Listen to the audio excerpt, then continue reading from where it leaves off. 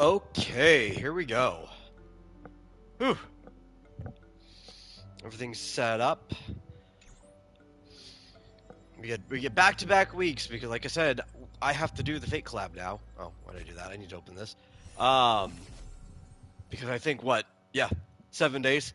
All I have is this week. Because this time next week, the server will be down for maintenance, and then the new patch will be up, so we're doing it today.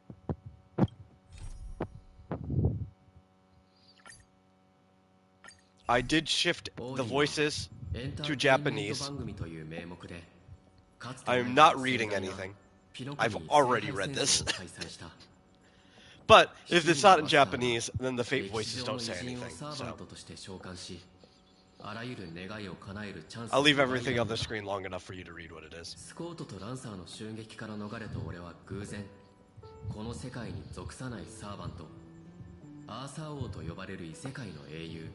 セイバーのアルトリアを召喚し、何人かの仲間たちと同盟を結ぶことができた。俺たちはオーディに雇われたスコートを追って、I wish, we actually don't have Ren on this account, so I'm gonna make a difference anyway. But I wish if you had turned their voices on for Japanese in battle, their Japanese voice would still play in English in the story. But apparently that's not the case, so... でも残念なことにロビンのサーバントであるキャスターの We're working with what we got. Anyway, that was the last Fate story. 俺たちの元から去ってしまっていた。 Which a lot of people did not like. 駆けつけた俺たちはノーツガールに行く手を阻まれ永遠と続く平凡な人生という Which I will be real, having played both of them, the last story was better than this one overall. This one's just better because playing Arcania is a better planet than Penacony. It's just more fun. Everything about it's more fun. And it's got Reen in it, which already... 害虫の姿で降臨した。みんなの協力のおかげでバーサーカーは倒され、聖杯は破壊された。危機が去り、次々と消えていくサーバントたちに別れを告げる。 But anybody who could play in the last one was like silly and dumb and wasn't what they wanted from Fate. For the most part, this one is the same but more.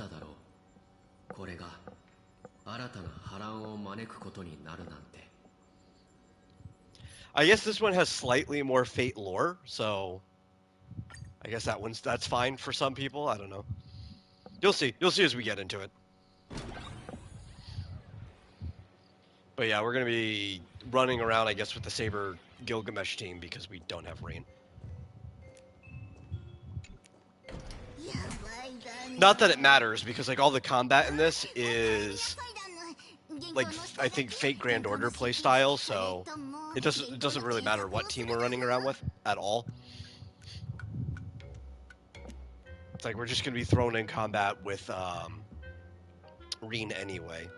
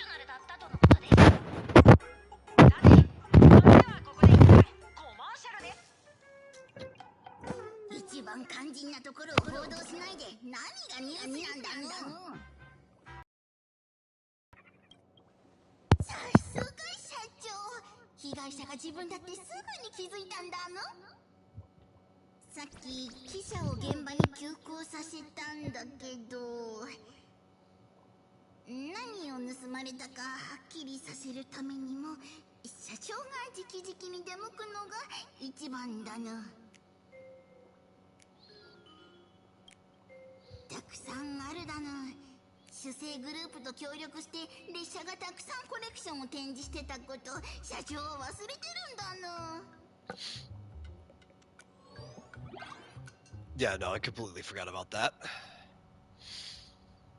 But it was like, what's it called? Astral Express Con, so that makes sense why we could have a bunch of stuff out there.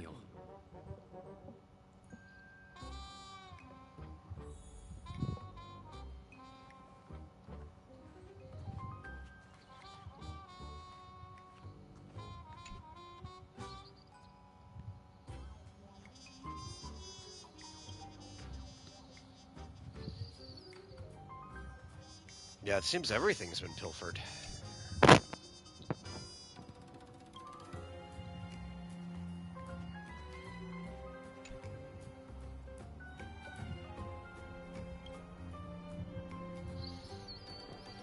The Pseudo-Holy Grail. Treasure claimed during the Penny-Coney Holy Grail War.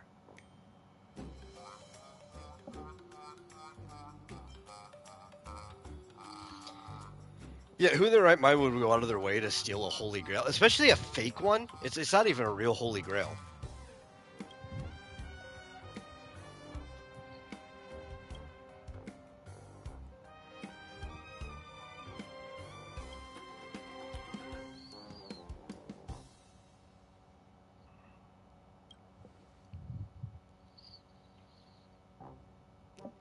At least this one gets to happen kind of, sort of, in real time. I guess? I don't know. Like, I don't know if it could be happening directly in the middle of the events we're in because of what's going on, but clearly the Astral Express Con, Trailblazer Con, whatever it was called, had to have happened already. This could be after we wrap up everything. But, unlike the last one where it obviously had to be a flashback because we were trapped in the middle of Inforius, right?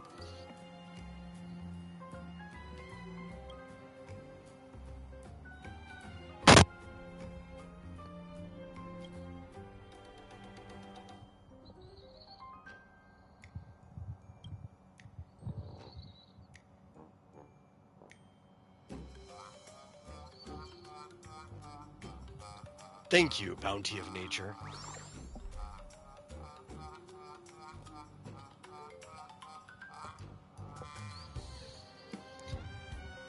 This is no inanimate object, but some indescribable power flows within the gem. Without a doubt, this trap was set up specifically for you.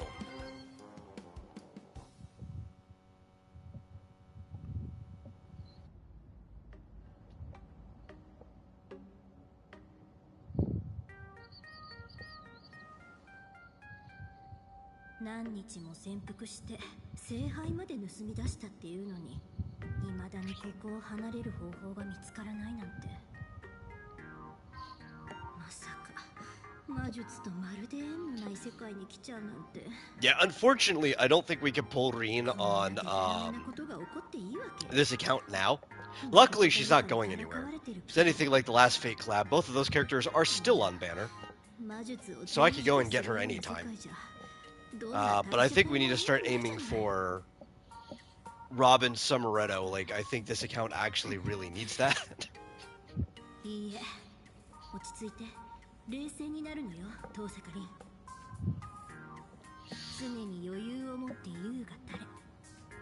I don't know. As good as he'll be, we don't actually need the new Aventurine Wave Flare. So maybe we'll just skip that one and try to get Reen.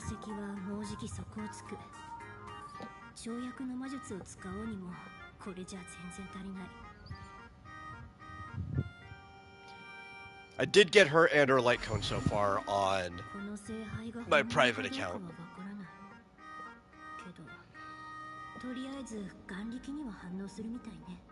For the most part, I'm probably just going to skip most banners and try to get her to E6 like I did Saber.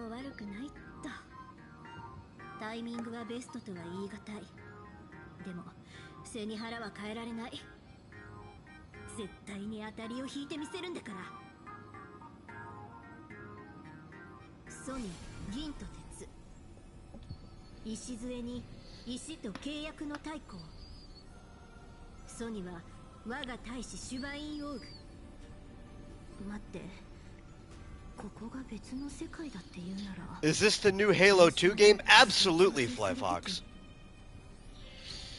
The Halo 2 with the Fate collab, you know? Put Reen Tosaka in there. Never knew it was going to happen. I didn't even know they were able to do stuff like that in Halo 2, you know? I thought it had online capability, but they weren't ever patching anything in.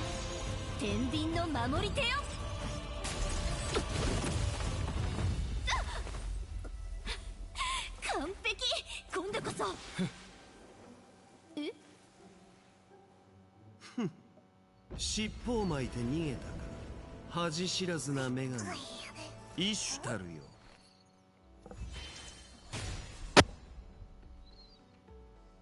Your boys watched the final episode of that Pony Girl show. Pony Girl show. Pony Girl show. Well, if you're not talking about My Little Pony, I assume you mean Uma Musume? It's the only other Pony Girl show I can think of.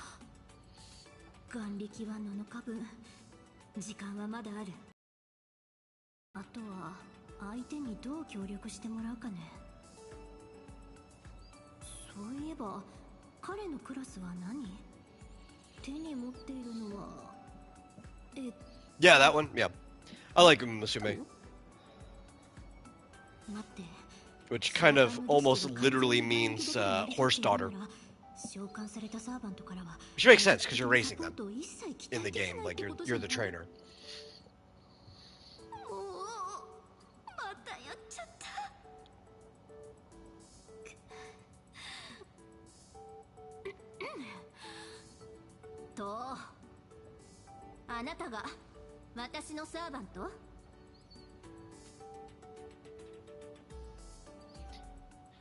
Oh, yeah, I guess.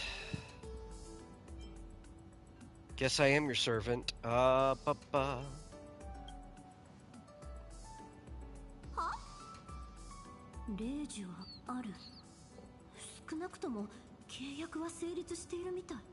Yeah, it is really cool how they're based off of the actual horse's story. Like, I like the lore of Uma Musume a lot, where, like, it's an alternate world where basically horses don't exist, but all the horses from our world are kind of like,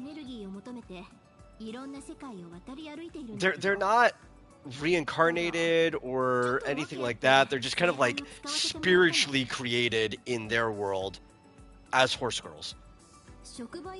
And their lives tend to follow pretty much the same path as the horse from our world.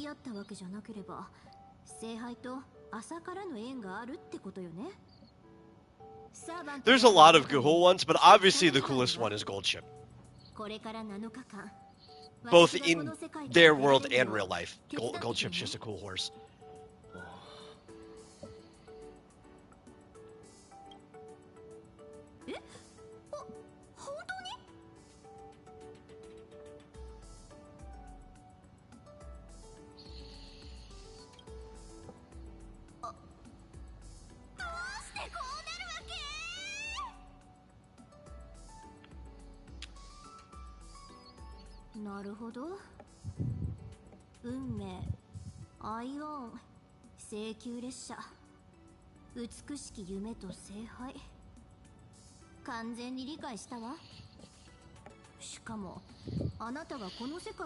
Yeah, it is absurd and fun. And great animation as well.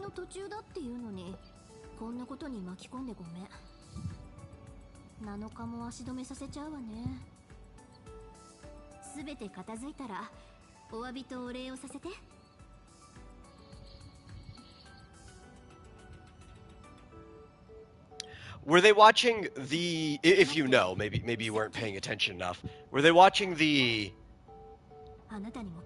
original, the one that's just Uma Musume, or were they watching Cinderella Grey? Because after the movie, they did have a short series for Cinderella Grey too.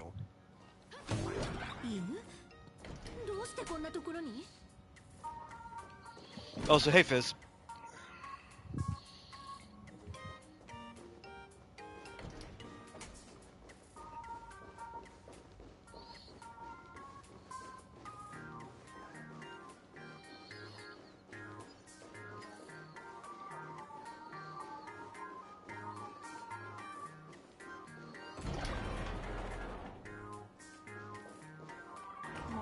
Clearly raking in the dough if the show is that quality. Oh yeah. I used to keep up with the gacha game charts every month. I don't as much these days. I probably should still look, but Uma Musume, ever since its global debut, had easily been in the top 10 every single month since it came out. And if you're in the top 10, you're making like tens of millions every single time. I think the original one with Special Week. Okay, yeah, that's the classic, the standard story. You want to ask how common is the evil medical doctor trope? Pretty common, I guess.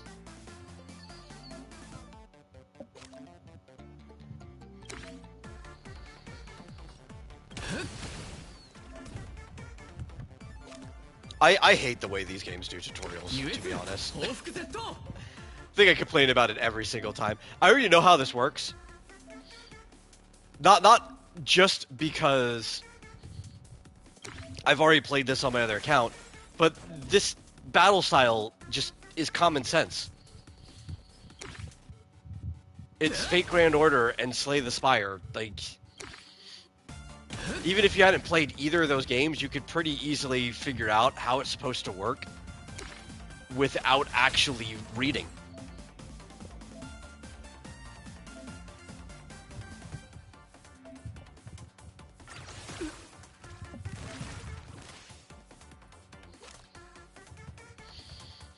Okay, we get to do things. But basically, you know, it's... or you could say it's like Magic the Gathering in a way, right? Like, you have so much mana you can use on a card every single turn to fight your enemies. Neither of those games were really original with their combat either. Though it is kind of cool that they did a card-style combat.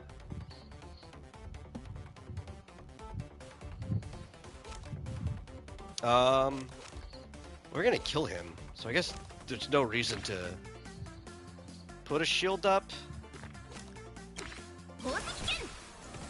But I think the shield lasts until next turn. Yeah. Oh yeah, we need this. I think. Maybe. Do we have any way of getting them? Yeah, generates one Aha Smash. Yeah, that's what we want to do.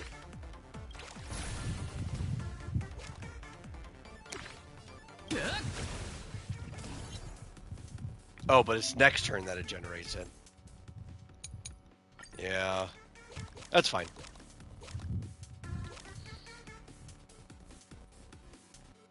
What do we want to do?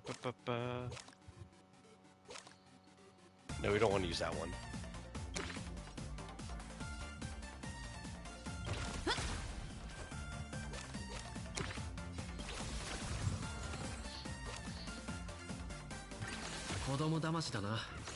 But that's going to be this whole event. It's just going to be card game. Yeah, I should have saved that other one for this turn.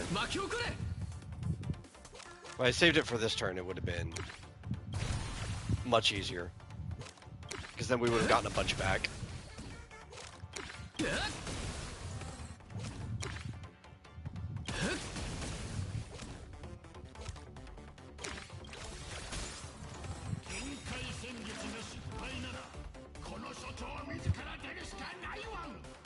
I'm trying to use my ultimate. Come on.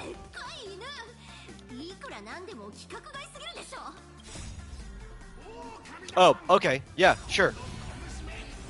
Don't let me use my ultimate during the tutorial by hitting the actual button. Make me hit X instead. That makes a lot of sense, tutorial. Hey, Mike.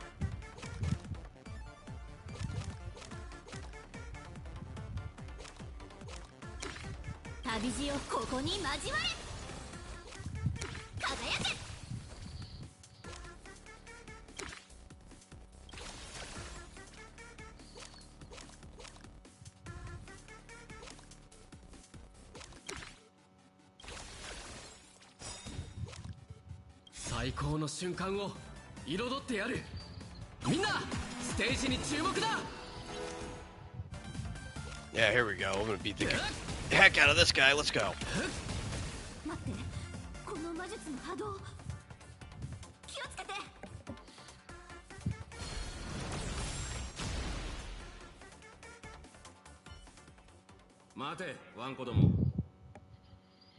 Lancer. I would say they do Lancer so dirty in both of these collab stories. Especially because, you know, as a man of Irish descent myself, it's always tough to see Colin doing so bad. But honestly, they kind of just treat him the same way that Fate always does. It's whatever. It's on brand.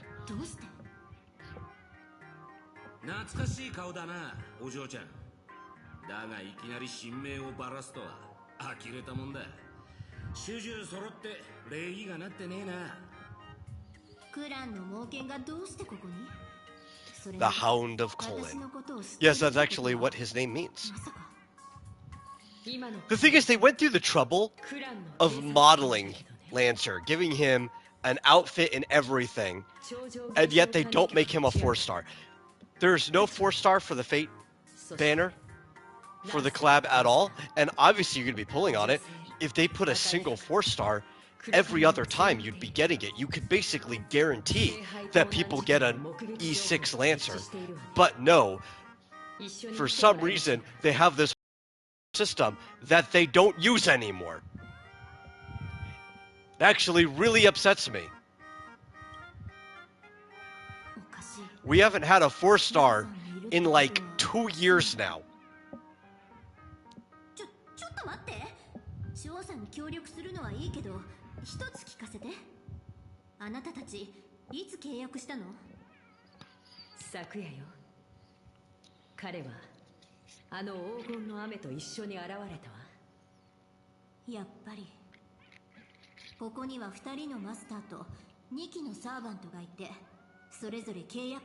Meanwhile,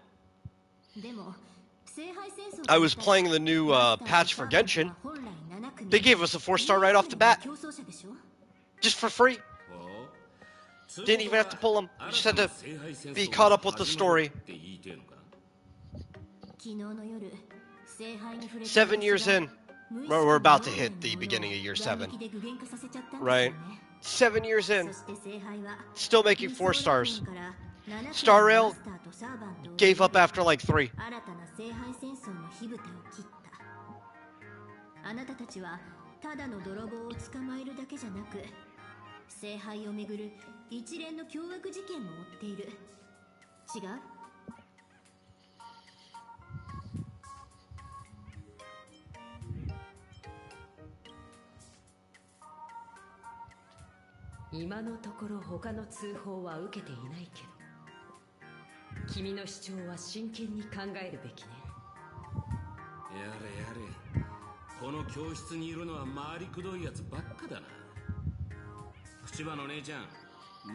Here's something I also wish this game had, and to be fair, I've never complained about it to them. Maybe in the next survey I'll complain about it.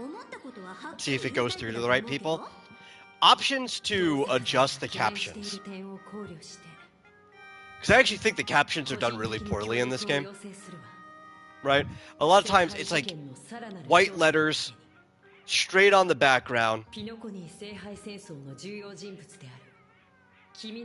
Depending on what the background is, you can't even read the white letters because they do have like a slight 1 pixel stroke and a drop shadow, but with how big the resolution is, 1 pixel stroke around it's not doing much for it at all, unless you're like right up to against the screen.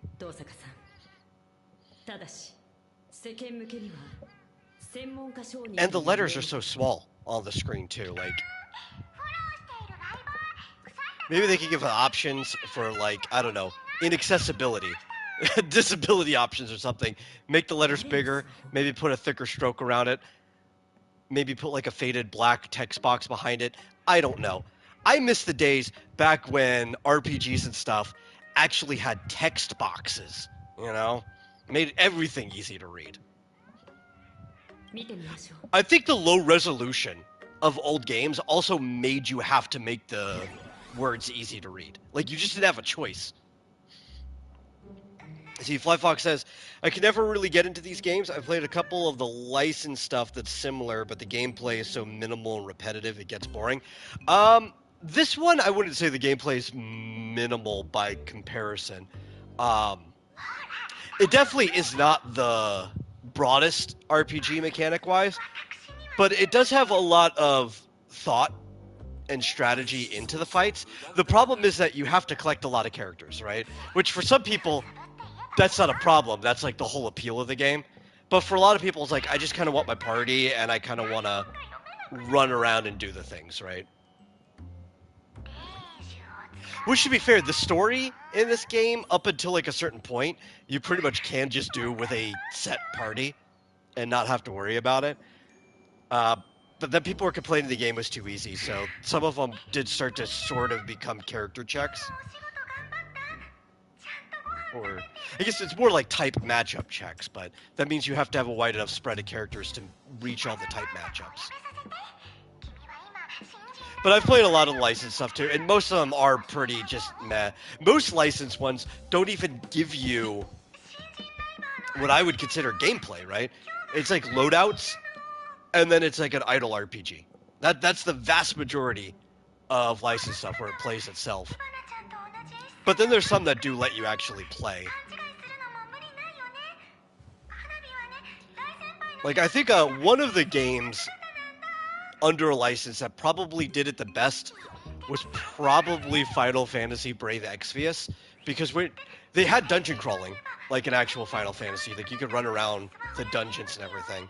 And then the actual battles did give you options for items and other things the characters could do. Yeah. Also don't have the time to do stuff every day to keep up with it. Yeah, the dailies are... Even when they're fun, it's still like a chore, right? You have to keep up with it to be able to afford the next character you want and stuff. And that's like the most understandable thing. Fizz says, I'm still watching Alice Academy, shocked at how good the show is. Hikaru is such an awful friend. Which kind of girl says pictures of a celebrity are unsellable because her ugly best friend is in them? A lot. A lot, actually. You remember there was a Mistwalker one you played a while ago. If it was like Mistwalker Studio specifically, the most recent one they did was Fantasian. I don't remember if they had a mobile game.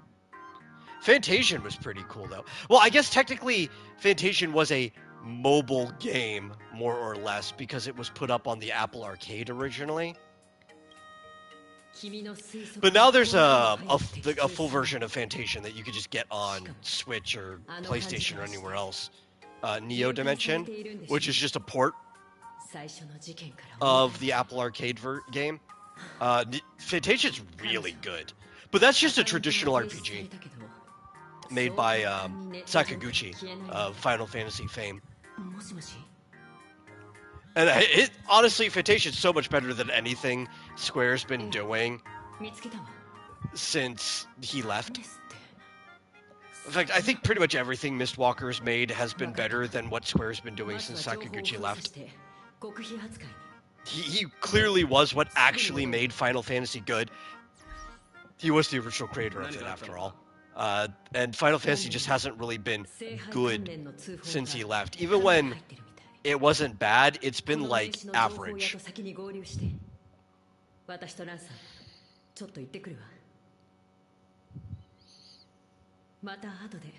Terra Battle. Okay, yeah, that was I know that one. Yeah. That's a lot older.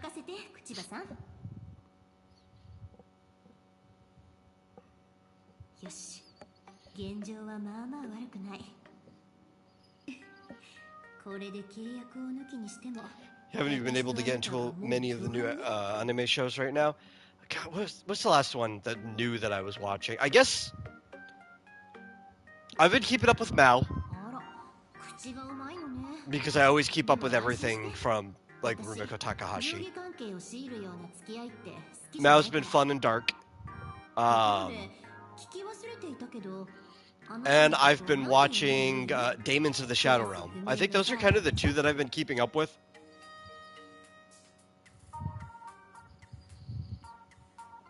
9 was the last Final Fantasy you really loved. 9 was the last one Sakaguchi worked on.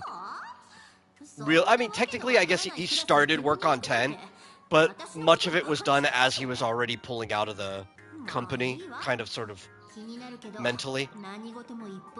But 9 he personally directed. That was like his love letter to the series before leaving.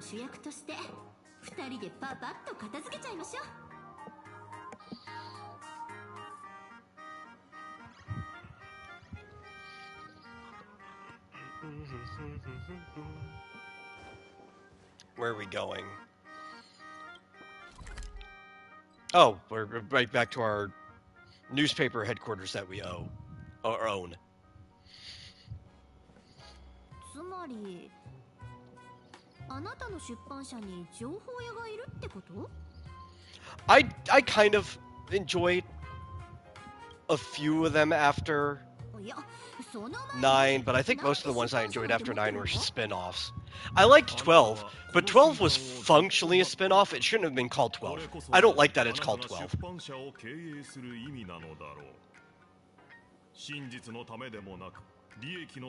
12 was an evilist story. It's in the tactics world, you know? Like, it should have been called Final Fantasy Evilist Chronicles or Rise of Dalmasca or something like that. It should not have been Final Fantasy 12. Same with the MMOs. I like Final Fantasy 11. It shouldn't have been called Final Fantasy 11. It should have been Final Fantasy Online. And 14 should have been Final Fantasy Online 2.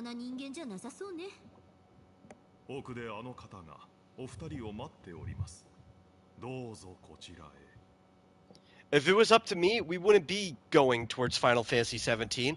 We'd have to go back the clock at least 2. We'd be having at least 3 actually. So we would be on Final Fantasy 14 now.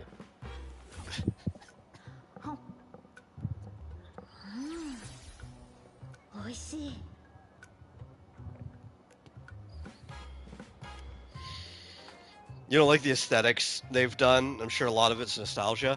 Yeah, honestly, I kind of actually prefer things like the Octopath Traveler.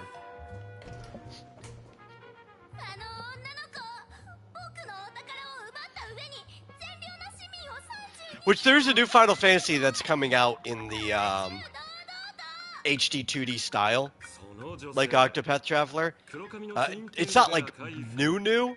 It's redoing the story from Brave Exvius, but as a full game with new combat and stuff like that, so it's practically a new game. I'm looking forward to that one. Not even sure if I've heard this show before. I don't know if you're talking to me or Fly Fox. I have in fact heard of Alice Academy, but I've told you this already.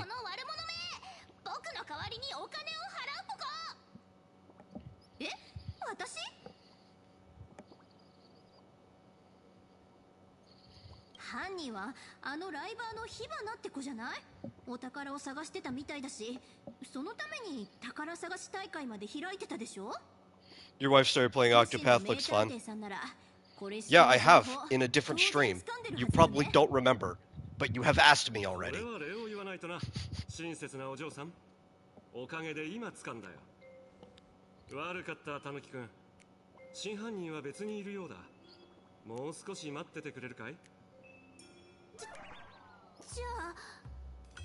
My answer last time was, I've heard of it, but I've never seen it. That was my entire response.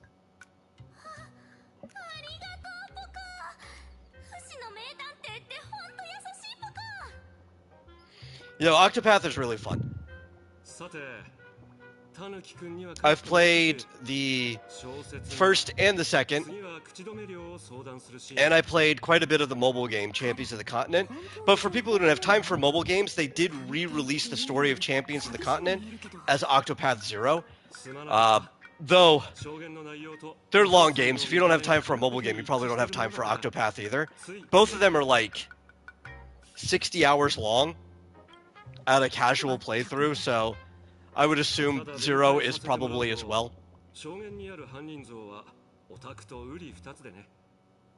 Ni no Kuni. Yeah, that's a fun one. I think that's the big problem, though, is that RPGs just take too long now. I'm not one to complain for the amount of content. I like grinding, too, so that never bothers me. I kind of have a grinding addiction, but... You know, the stuff we used to play, right? You go back in time, we go to, like, NES, SNES era RPGs.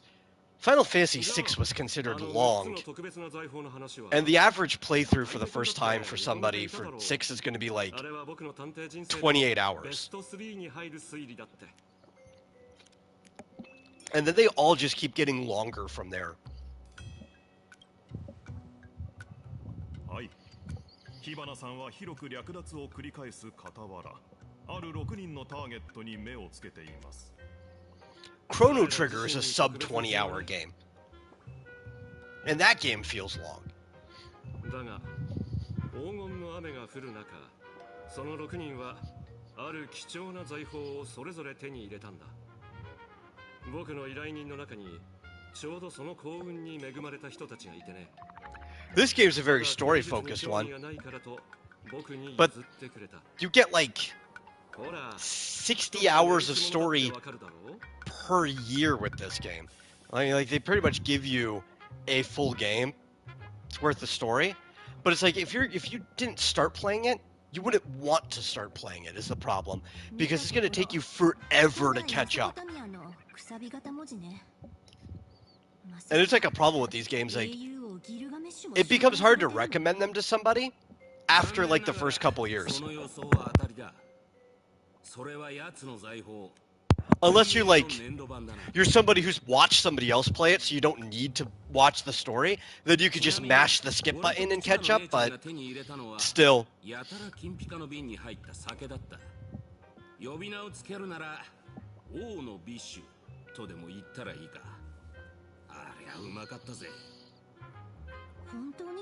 Yeah, I always preferred turn-based for that exact reason. You mentioned that your youngest was playing Pokemon Blue.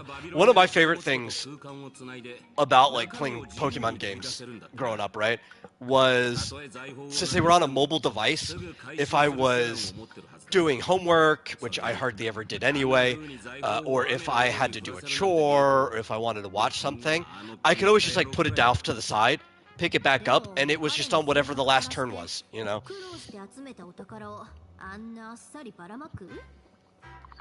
As long as my battery didn't die.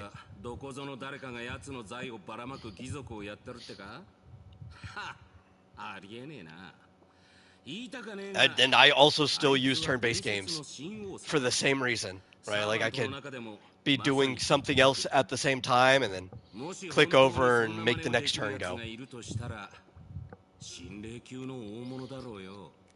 My recent fix on that has actually been grinding in the original Phantasy Star, because there's a really good port of the original Phantasy Star on Switch that has embedded the main screen inside of like an overlay window that also has like your party information in the corner and your map of where you are and everything just up at all times in a way you never could have had in the original version of the game on the Master System. It's been a really good experience.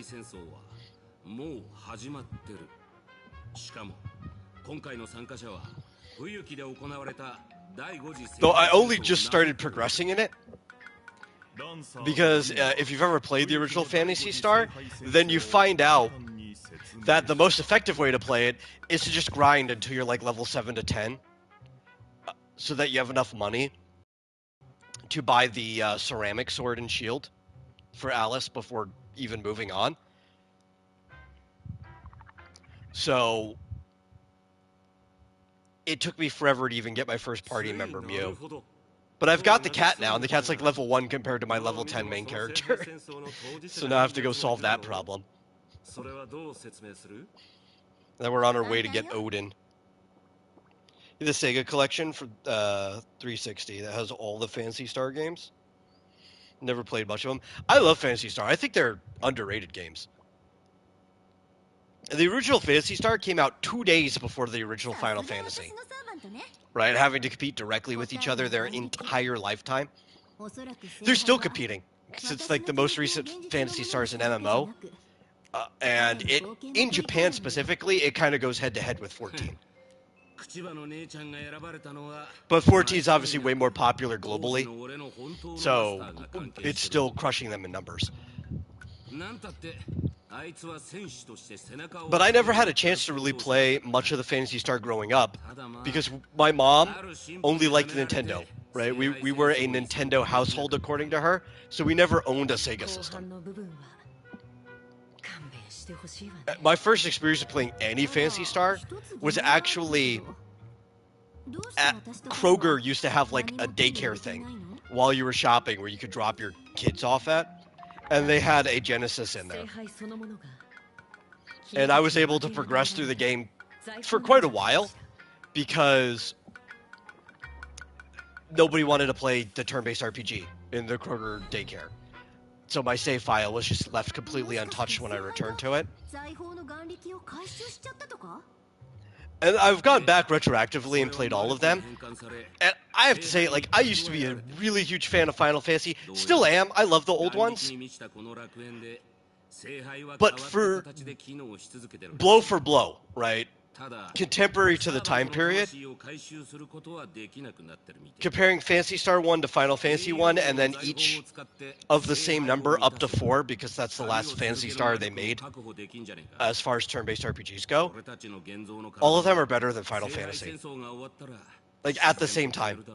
Phantasy Star 1's better than Final Fantasy 1, 2 is better than Final Fantasy 2, 3 is better than Final Fantasy 3, and 4 is better than Final Fantasy 4. The only reason they did so poorly by comparison is because they were stuck on Sega consoles, and Sega consoles always did poorly. Their entire time. Sega's never had a good selling console.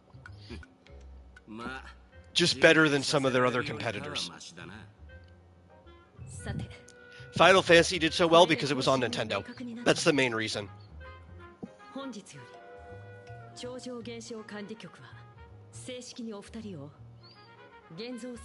Oh, so you ended up playing quite a bit of Genesis because of friends.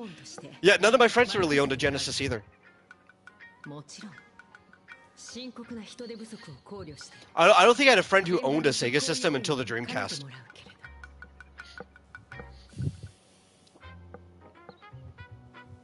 In which I owned that friend's Dreamcast now because he was getting rid of it.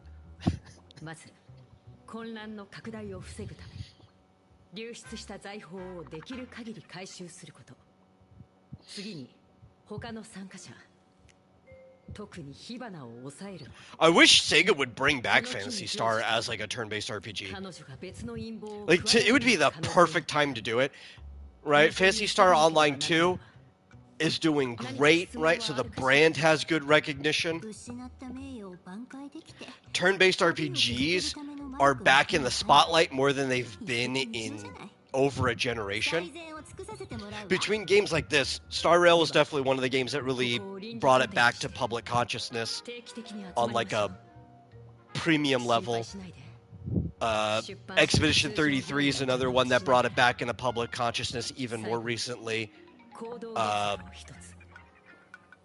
I want to say slightly before Star Rail, Yakuza Like a Dragon brought it back into public consciousness. It's a great time to just be making a turn-based RPG. People want them, and it would be a great time to resurrect Phantasy Star. I couldn't think of a better time. They won't.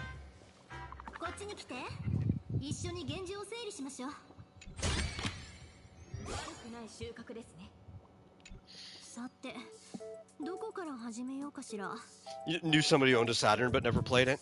I don't think I've ever touched a Sega Saturn in my life.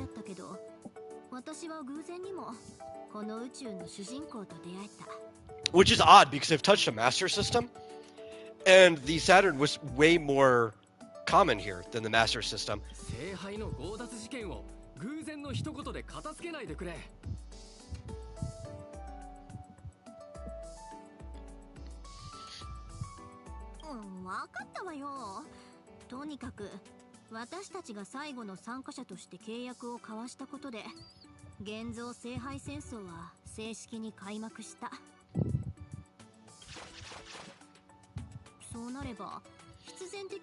Like Baldur's Gate 3 is also another one that's really brought forms of turn-based mechanics back into the public eye.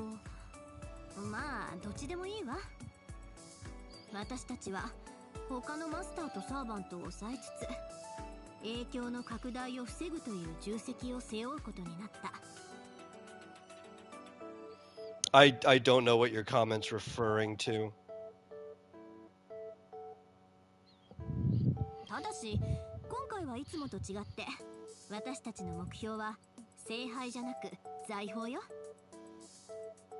儀式が始まった時聖杯の中の眼力がどういうわけか全て財宝に変わって空から降ってきた。 What's funny, Fizz, is I also had to jump to live chat to see your comment, even though you tried to censor yourself. YouTube still censored it. 大混乱を引き起こし治安官の口場さんとランサーが私たちを訪ねてきた。こうしてIn Goku Daichi. 聖杯戦争特別対策チームが結成されたのよね。 Let me see what that is. Do I know this?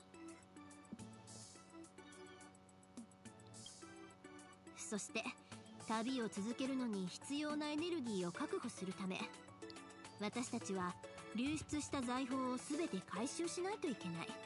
Danchi. Devil's Apartment Complex. Okay, yeah, I'm vaguely familiar with this. I've never watched it though, so I couldn't tell you anything about it.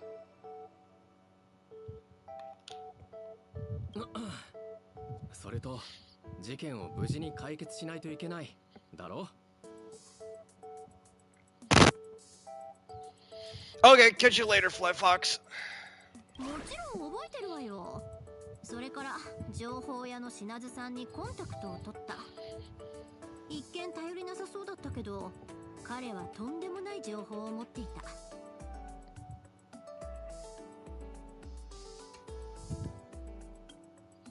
参加しているマスターとサーバントには特別な財宝が一つ与えられている。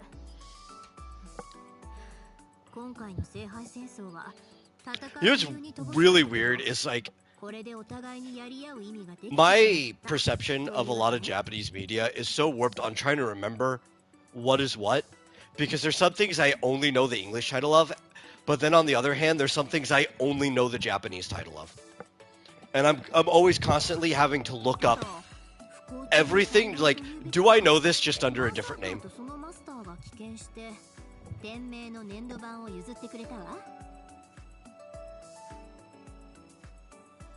Okay, well, have fun with that. あと口場さんとランサーに与えられたのはお酒だった。そのお酒って元は誰のなんだ？まあ残念なことにギルガメッシュでしょうね。 Gilgamesh. それから忘れちゃいけないのが火花とその町長のサーバント。彼女は私の名前を語って町で騒ぎを起こしている。黒幕がいるとしたらまあ間違いなく彼女よ。 I don't know how it always ends up this way. I guess technically, Gilgamesh in his story, right, like the epic, is kind of a fun character. 事態は単純じゃないけど Right, like your first instance of meeting the guy, he's surrounded by women that he stole from the rest of his people because he's a tyrant. And he immediately starts wrestling the dude who approaches him, right? Enkidu. 次は眼力の流れを追って So maybe that's why. But like every single thing Gilgamesh shows up in, he's just like a hoot of a character in some way or the other. Like Gilgamesh, completely different way, is great in Final Fantasy. He's great in Fate. Why is Japan obsessed with Gilgamesh? That's what I'm trying to figure out as well. Maybe because he's like one of the oldest characters we know about.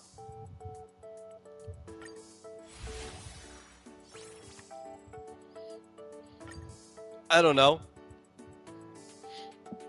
But you know what? I'm here for it though, because I enjoy basically every version of Gilgamesh that I see.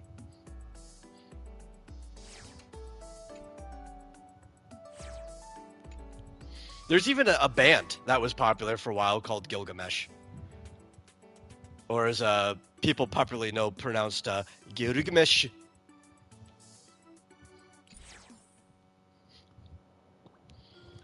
What was that at? Was it for Daikon? I think it was like one of the Daikons, maybe. That there was an ad, a live action one with a bunch of people. And there's like this goth guy who's like, Gilgamesh!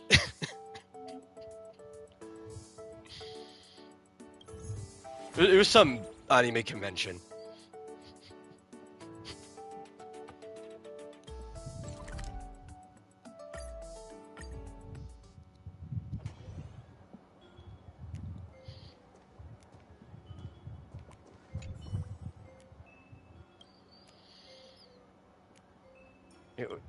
What do you need from Neelix?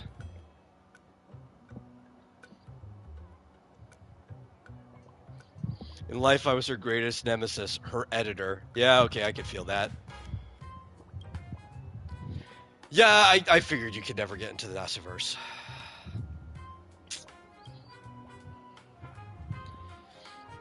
But yeah, that's the one in this one.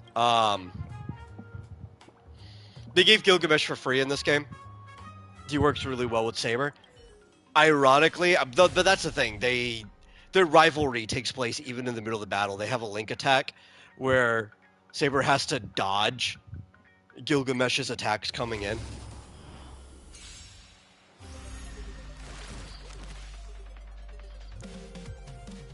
But I like Gilgamesh's laugh too. The actor who plays him does a really good job with it.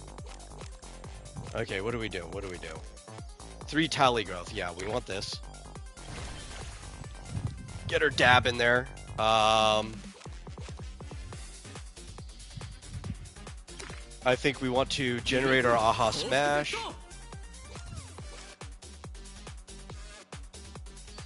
Ever see a single episode of Bleach? Bleach is one of those ones where it's like, if you've never got into it originally, I would never tell anybody to get into it. I love Bleach. I've loved it like in manga form and stuff too. But it's so long, and it is very convoluted. That it's like, yeah, no, I just couldn't really tell somebody to ever to get into it. Even if they like that kind of stuff.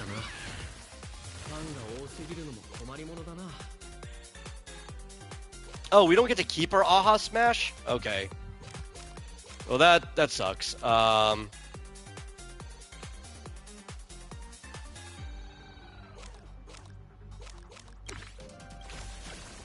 So I guess we have to use them anyway. If I knew that, I would have used all the ones from last turn. I was trying to get one of these.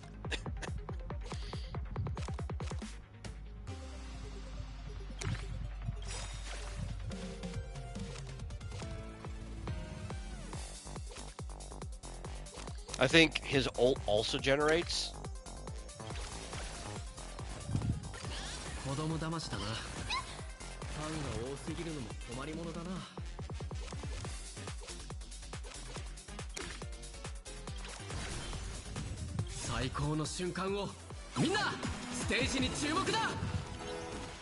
Yeah, there we go.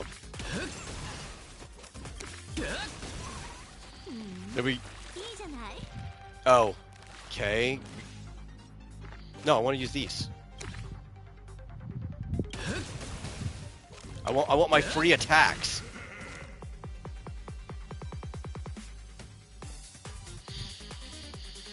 See, Cowboy Bebop was sure you can never get into. Audience interest lies entirely if you find the character cool. Yeah, I guess that's a way of putting it. That's the way I probably would put it, but I probably use the word cool broader than most people do.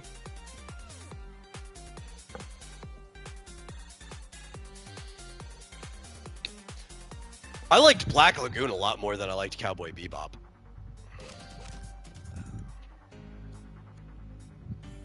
Oh, I should use that one first. Oh well. Well, I should probably still use it first.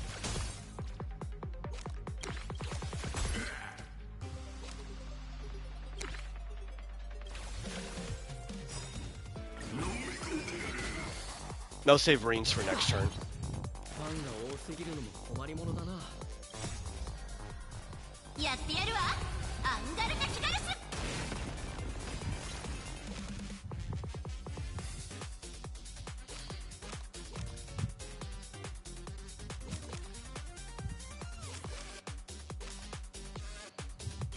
Okay, so we do this one first. Then we jump into this one. Get us a shield.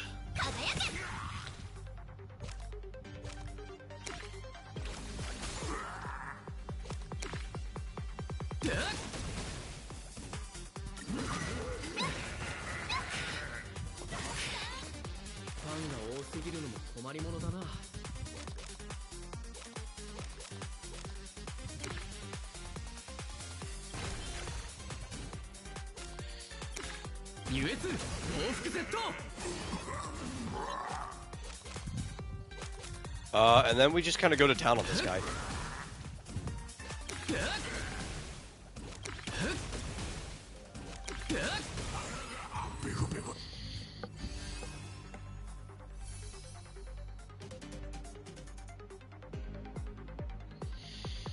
You shocked at how the Witch and the Beast made the Necromancer an interesting villain? Most fantasy stories don't even bother making them a character. I don't know if that's true. But I'm glad you enjoyed the villain.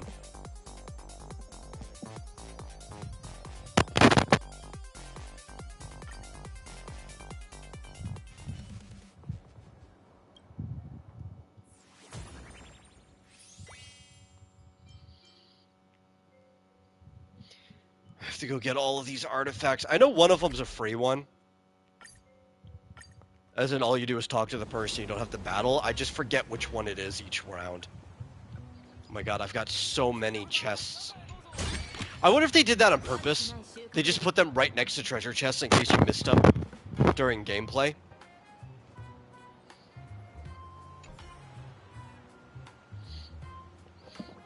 Oh, he's not the main villain. Okay. Yeah, I was saying, because like, if a necromancer or something is the main villain, they do usually give them a character, but I guess side villains, they just don't even bother to flesh out at all. They're just like, ooh, I'm a spooky necromancer. Yeah, that makes sense. As to why you'd be surprised on that.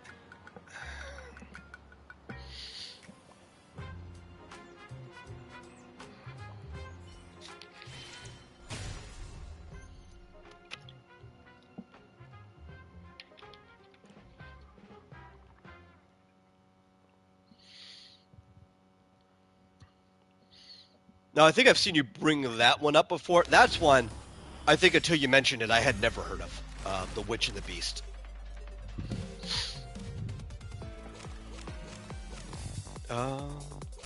We got... Well, I don't want to use this until I have more Aha Smash, but...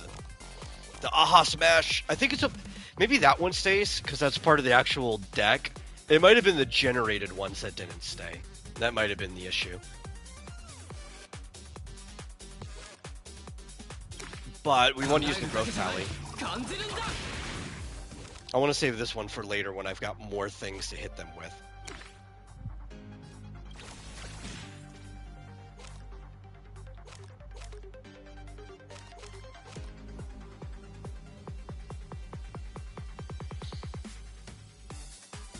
Yeah, I remember you brought that up.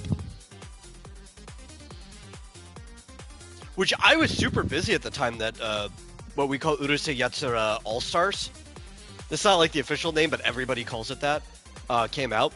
So that was pretty much the only thing I was really watching at that time. I didn't really have time for other things. I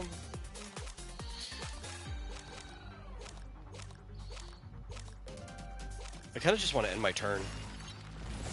All we kept was the pendant. Dang.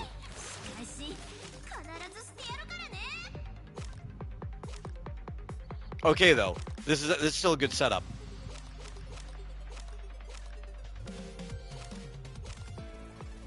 So we want you.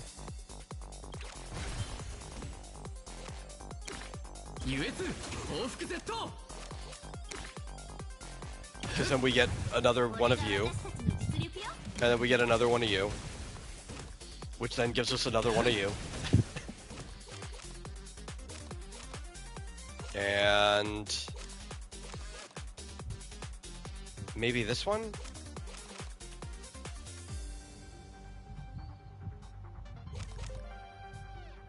Yeah, I think the 200% shield is better this time around.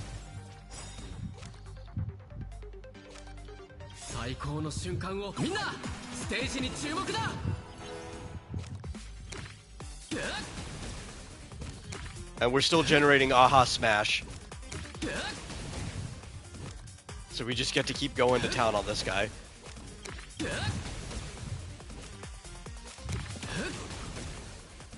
That's why you want to save it for a turn like that. And that's our turn.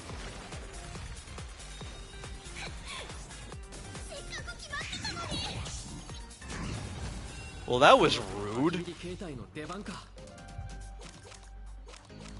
Faction of mages in the Witch of the Beast called the Executioners, who hate witches so much that they kill countless of innocents just to frame witches.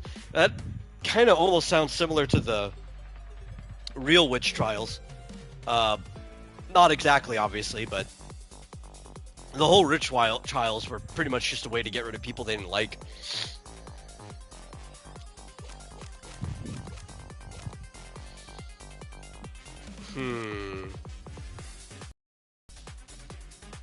Oh yeah, we definitely want that, because that's going to hurt otherwise.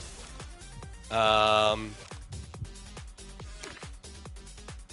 think we can just kill this guy, actually. Yeah, there we go.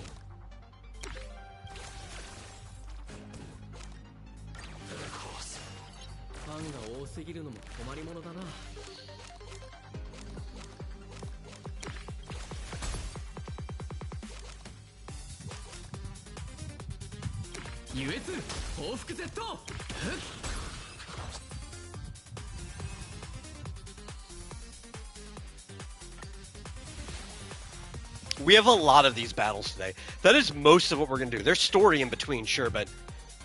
which, actually, I like this event, I think, more than the previous Fate event. I was saying at the beginning of the stream, I liked the story of the first one more. Slightly. I don't think either of them are particularly good. But I did enjoy them both. But I like the event more here, because it actually gives him something interesting to do, and there's a lot of battles. It's about as much battles as a story, which is not usually what we get with this game.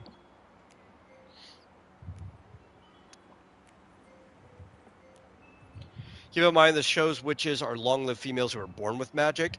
Oh, yeah, so that's typically fantasy witches. That puts them more in line with like mythological hags, but a lot of fantasy witches have kind of just taken the role of mythological hags.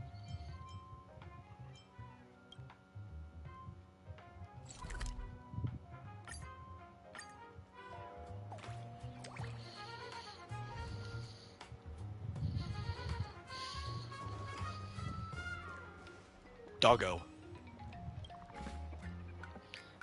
I'm so done for. I've really been played by the streamer. I'm so head over heels and I'm completely lost my rhythm. I'm a failure as a parent, a failure as a child. Who cares? I'm a dog. Nothing more than a dog bewitched by your voice. Look at her. Isn't she just the cutest?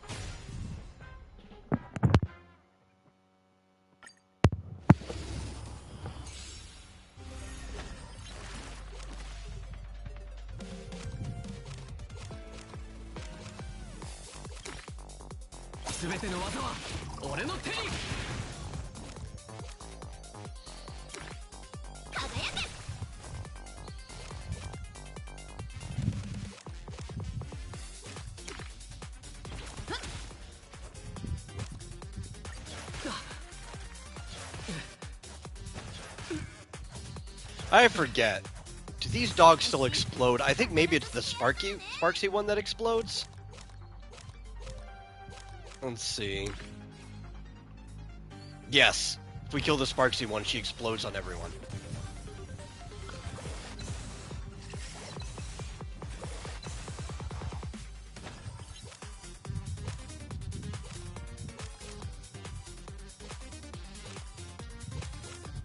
Okay, I think I want the shield.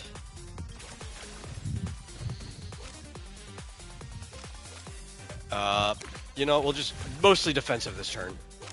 And then we'll regenerate 40. One of the executioners during the city arc literally kills half the city.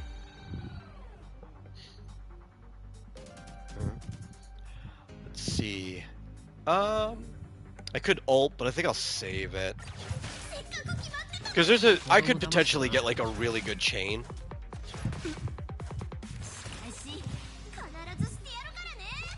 Yes, I can actually get a really, really good chain.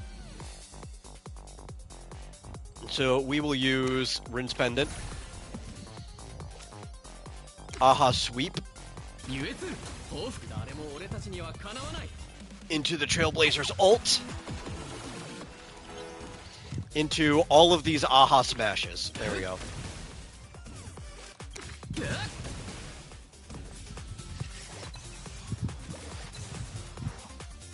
Don't understand why they hate witches so much, even though they're just as amoral. Probably jealousy. I mean, it could be self-righteousness.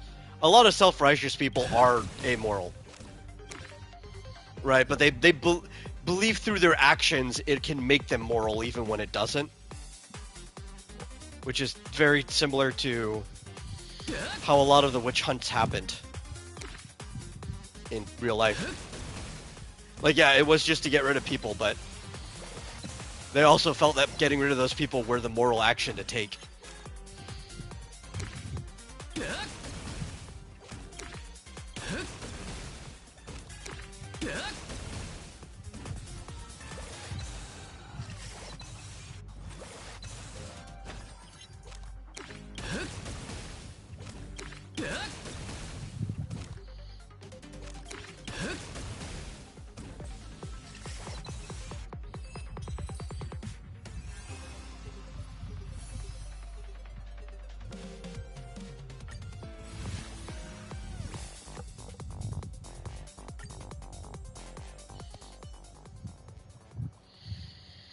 So I'm sorry, and take your emotions into consideration. As an apology, I'll give you the treasure. Sorry, I caught myself thinking about Sparksy again. I can't help but wonder, without Sparksy, what will become of Planet Arcadia's future. Sorry, what am I even saying? Sorry, I'm thinking about Sparksy again. Sparksy! Man, there are some people who are like that with streamers, aren't there? Especially like popular female streamers. Kind of pegged that guy directly.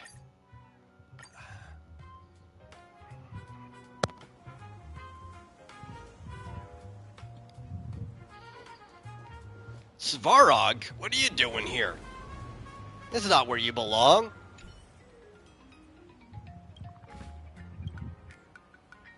What are you talking about? I have no idea what you're saying. It's all just like corrupted computer speak, I guess. I don't know. It's not even wingdings.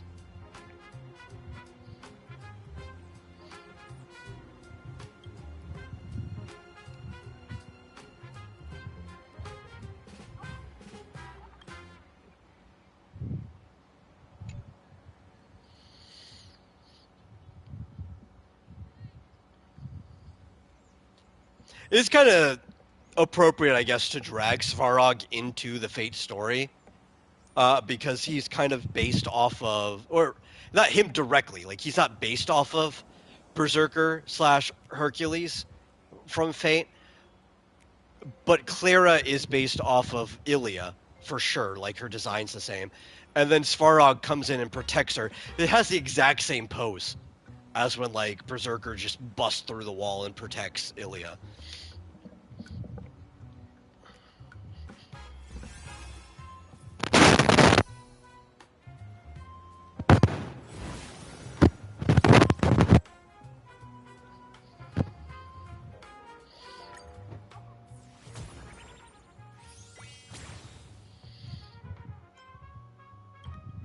Okay, and then I guess we have like a boss battle. The good news is after this, we will have a lot of Jade to pull. The bad news is I don't know if we're actually going to be pulling at all, because I probably need to save for the new Robin.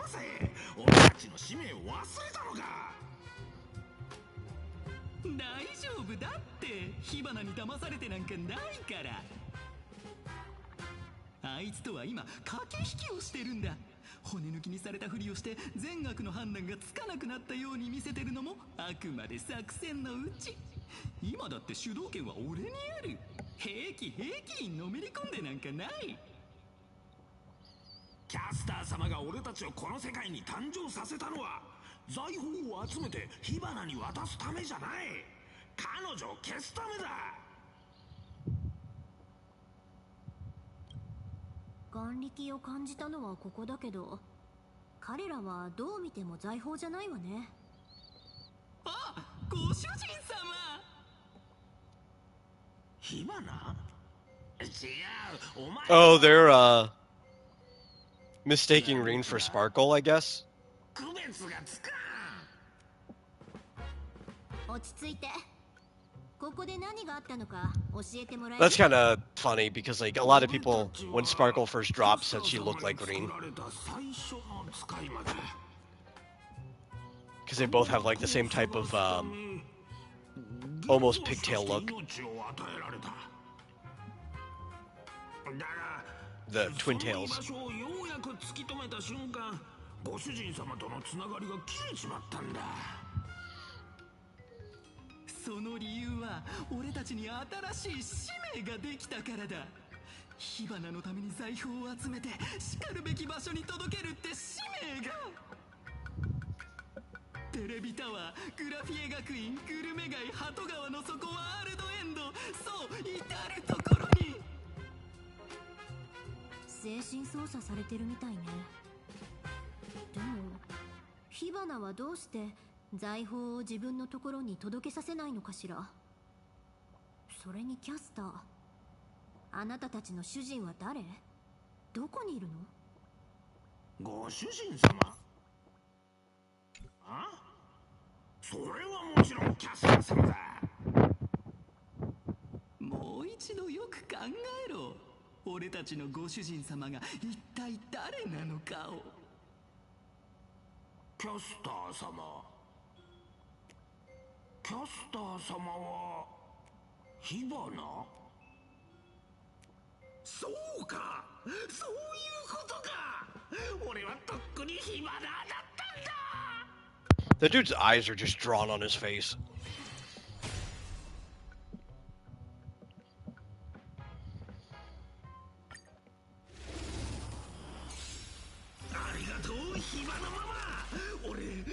Yumi, what are we doing?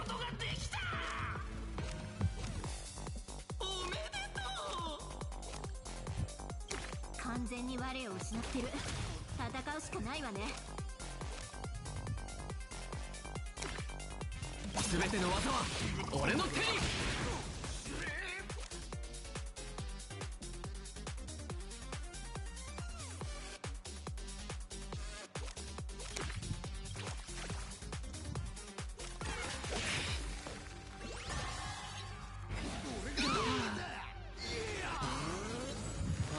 すぎるのも困りものだな。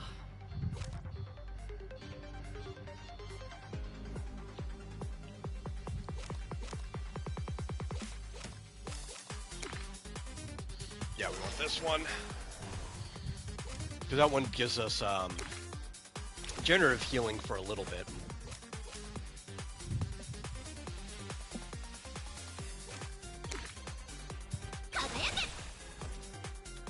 I guess we kind of just also want as much shield as possible, because this is gonna hurt. Ah! Yes, okay, okay.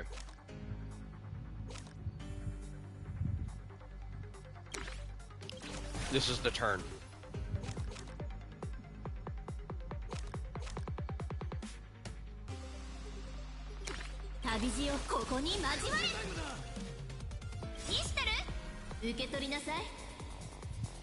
Ishtaru.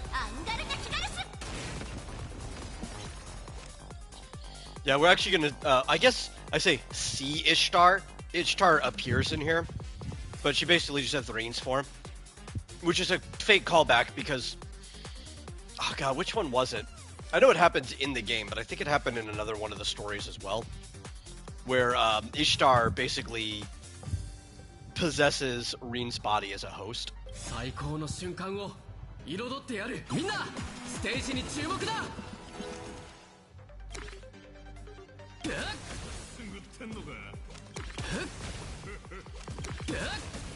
これが私たちの実力よ。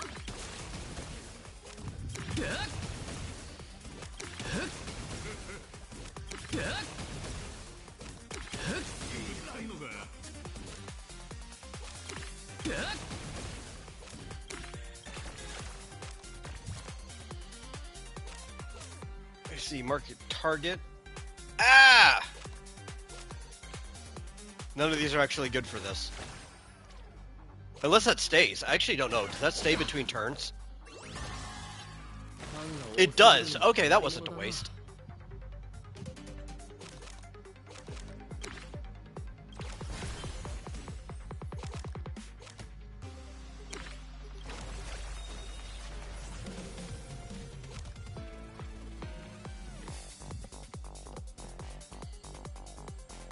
It's strange how Japanese culture allows for multiple manga accessible to kids of sexual assault in their first chapter. That's just their culture, man.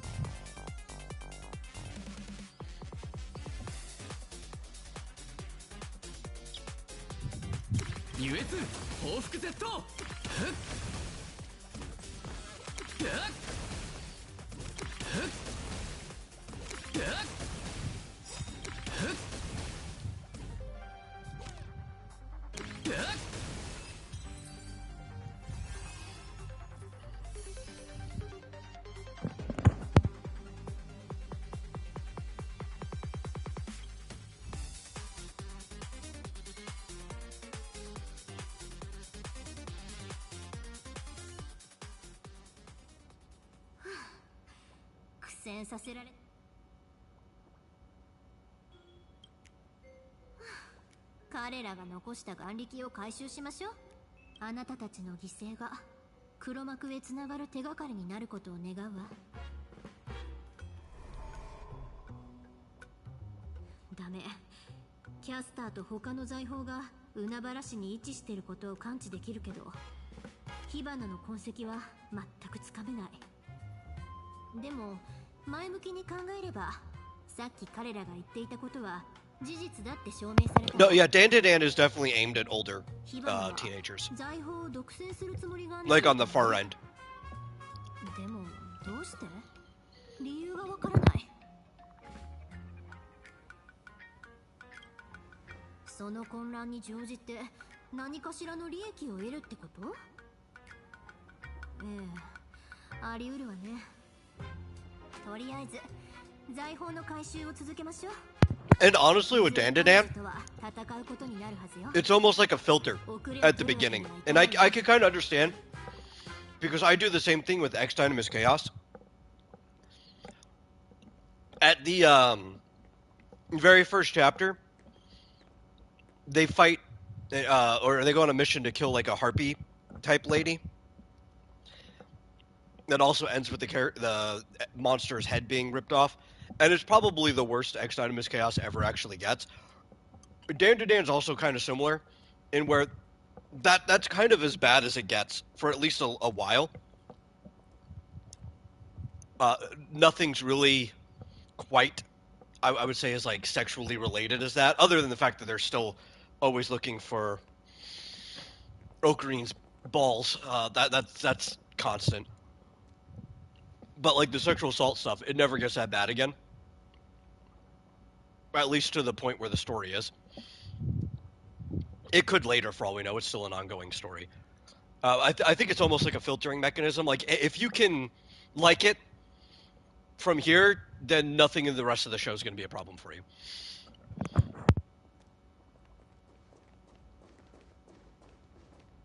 あなたたちはあちこちを駆け回り、数々の財宝を回収していった。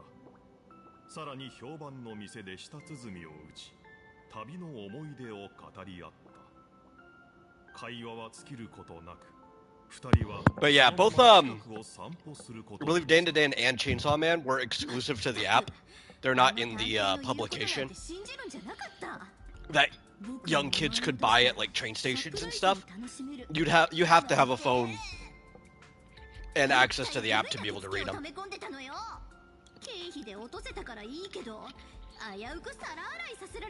Which, at least in Japanese culture, really giving kids phones as early as like we do over here, they don't really suffer so much of the iPad baby syndrome as we do. So I think they also feel like they could get away with more than they used to be able to get away with because of that.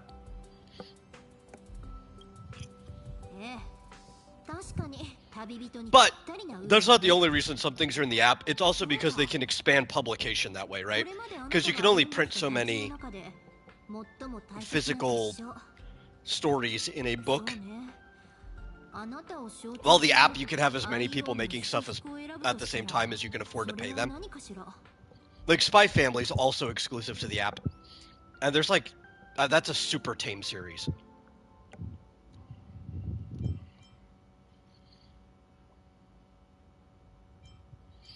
Hmm.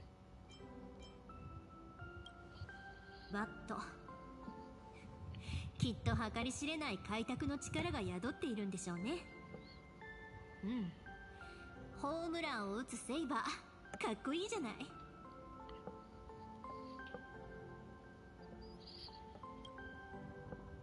ダメよ。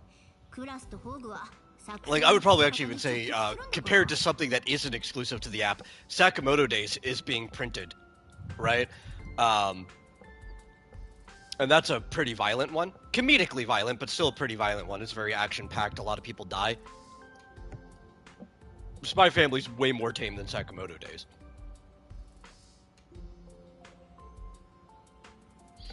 So does it explain how Frankenfran could be the way back in 2006? What's it?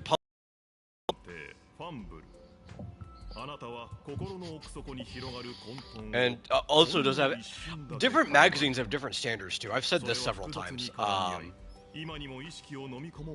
Shonen Jump has always had slightly looser standards than many other shonen ones, but they used to be tighter than they are now.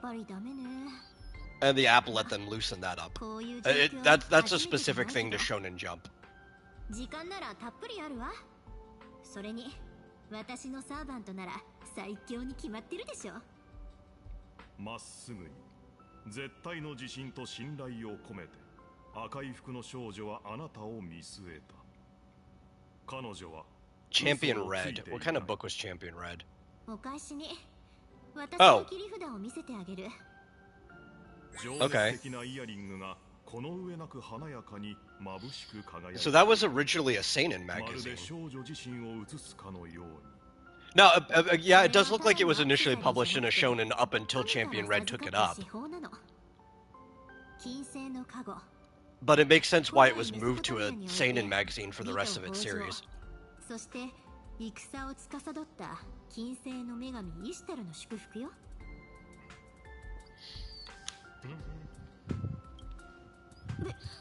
But it looked like it was shonen for the first 2 years, apparently, and then it was moved to seinen.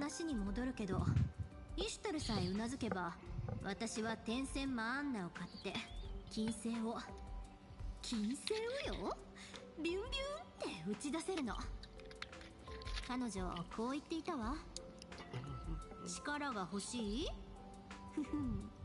惑星規模の破壊力を使わせてあげてもいいけど、その代わりあなたの歩く地には私の跡が残り、そのうちの人たちはみんな私の思って。 But like I've mentioned this multiple times, one of the reasons anything can get away with anything in any publication is that for the most part, comics and manga are unrated, right? Like, they have demographics, they have magazines that are targeted towards different people, but they're unrated. And they kind of let kids make up their own decisions. Now, individual parents might be like, hey, you can't read that. And there have been cases where parents have complained about things. But they very much take it into their own personal hand of like, if something crosses their line, they just don't buy it. Or they don't let their kids buy it. But kids are given allowance, and they pretty much are allowed to buy their own content. The only time it crosses the line is when something is considered clearly adult content, and that's behind the counter work.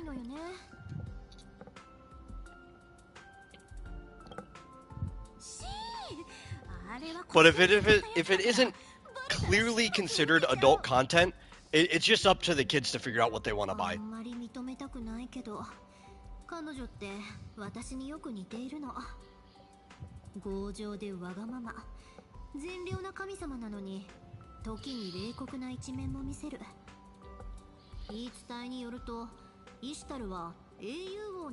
Which we were never that graphic over here. But that's how sales used to be over here too.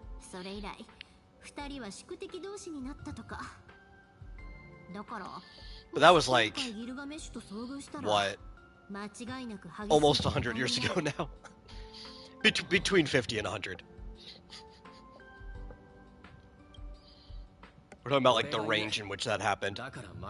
Because comic books, as a book, aren't 100 years old yet. But they're close. They're getting really close.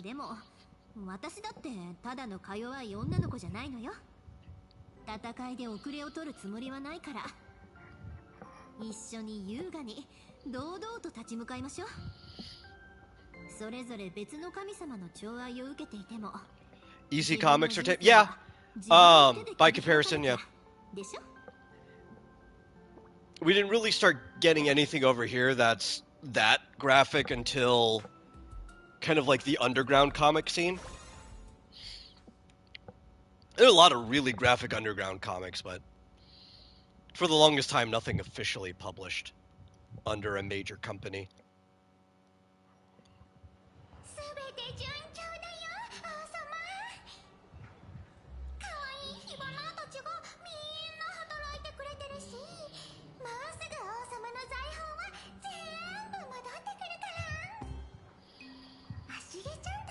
Oh my god, is that Sparkle's Japanese voice? I think this is my first time hearing it. I don't like it. I'm sure the voice actor is as good at her job, but whoever picked this, I do not think it fits the character.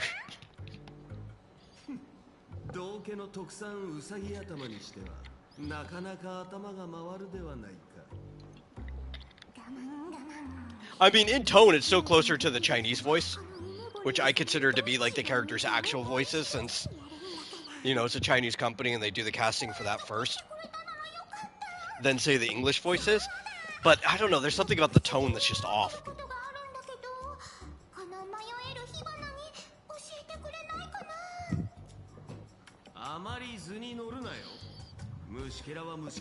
Literally the only characters in this game that I consider the Japanese voice to be like their real voice are the Fate Collab characters, which they brought in all of the casted people from the Fate works.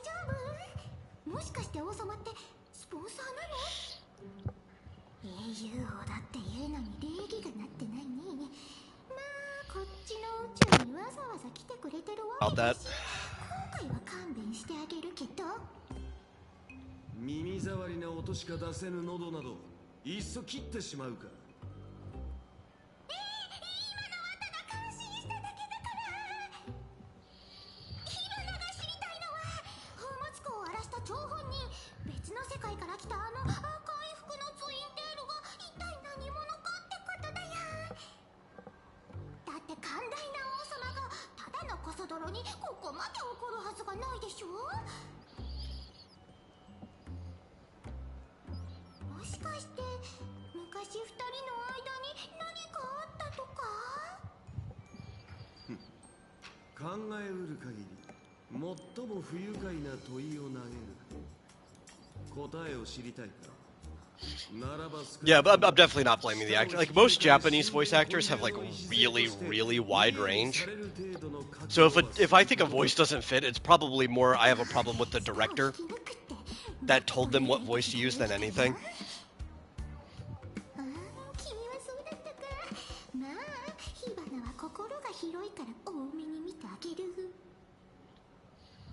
やつこそ俺が最も忌む存在。 Yeah, I definitely couldn't tell you. You've seen more Doctor Who than I have. So. このような歪んだ世界へ流れ着くこともなかった。あの女は俺から何よりかけがえのないものを奪ったのだ。王様が持ってるあの天地を開闢する剣よりもかけがえのないものなんてあ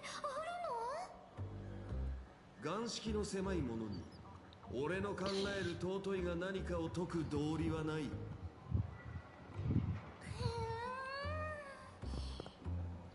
ところでこの人はまだ欲しい？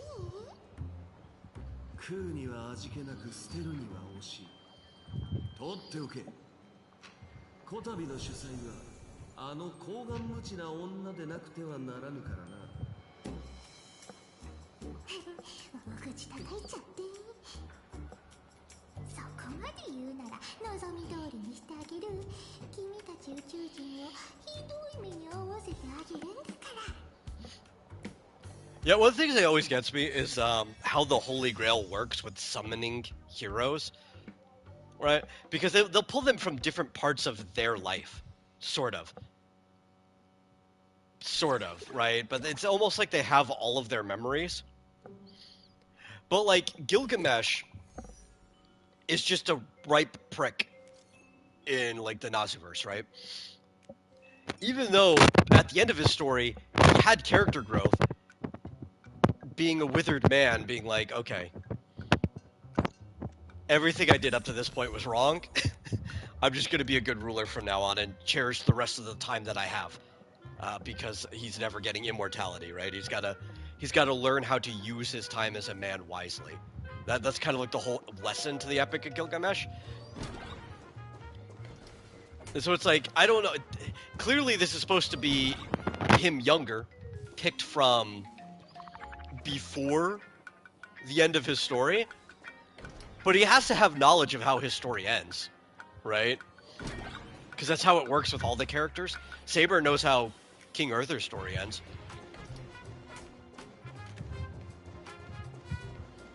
She even kind of mourns it.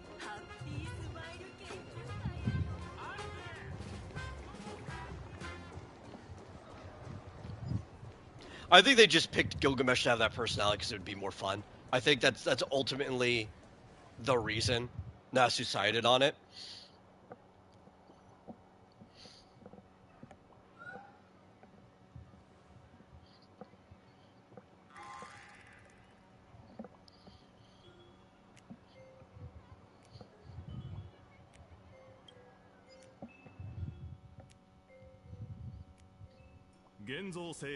Yes, the only reason Saber's a woman is because it was an Oroji.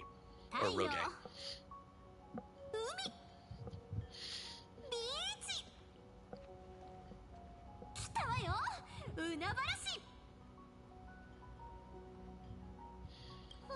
I vividly remember the first time I saw a mana transfer scene.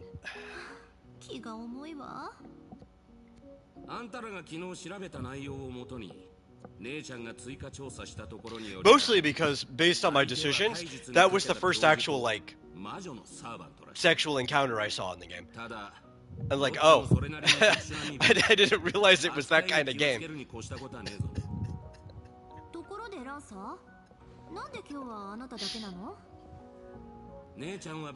this is a funny thing, there's just so many sexual encounters you could come across in that game.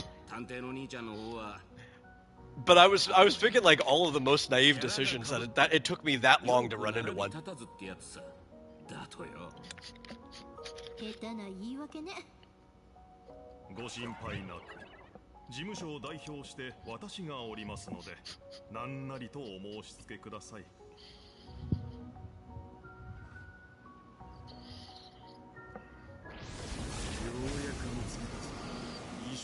They've cleaned that series up so much now. Obviously, there's remnants of it scattered throughout everywhere.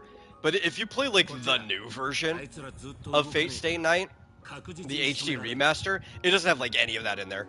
I think the only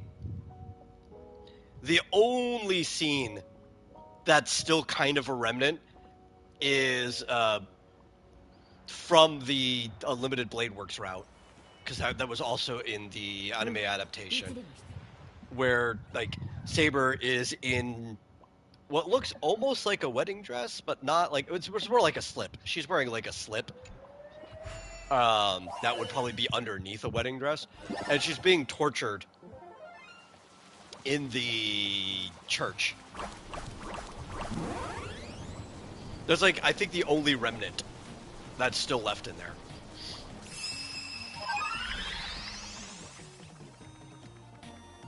Can I hop on this? Cannot. Okay.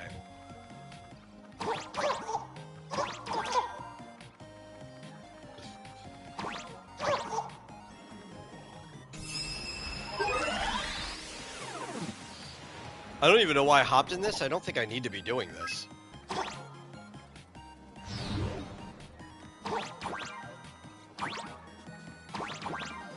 I think I just saw it here and started doing it.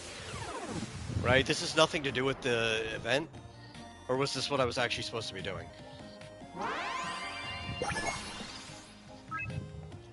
Whatever, I need the treasure anyway.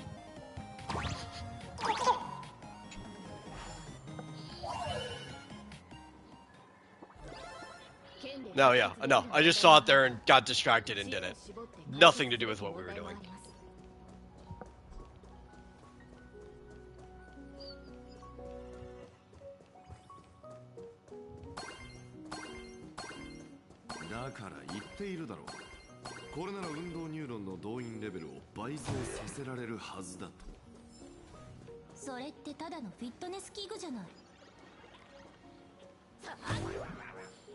Ratio and Mini Herda, what are you doing here? 天才クラブはとっくに筋トレクラブに改名してるはずだと思わない？けど実際には腕回りが平均よりはるかに太いからなんて理由で一別された人は一人もいないでしょ。いいや、そも肉体とは純粋な理性の契機だという考えについては僕よりも君の方がよく理解しているだろう。それを実験に投入し指示を出し観察しデータを集め検証結果によって行動を修正していく。 You know, they call him Dr. Ratio in English, but his full name is like a Latin phrase.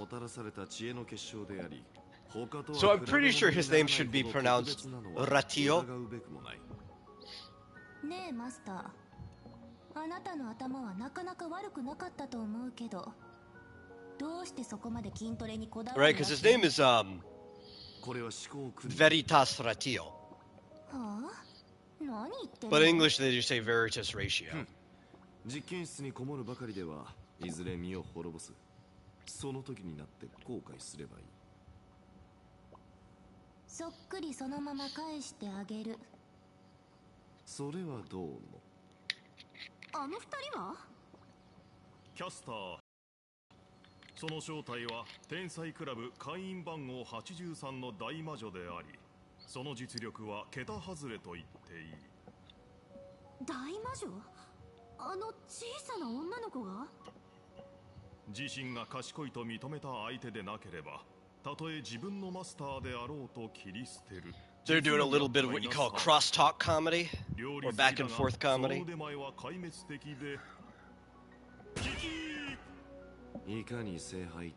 Which crosstalk is kind of almost like a lost art here.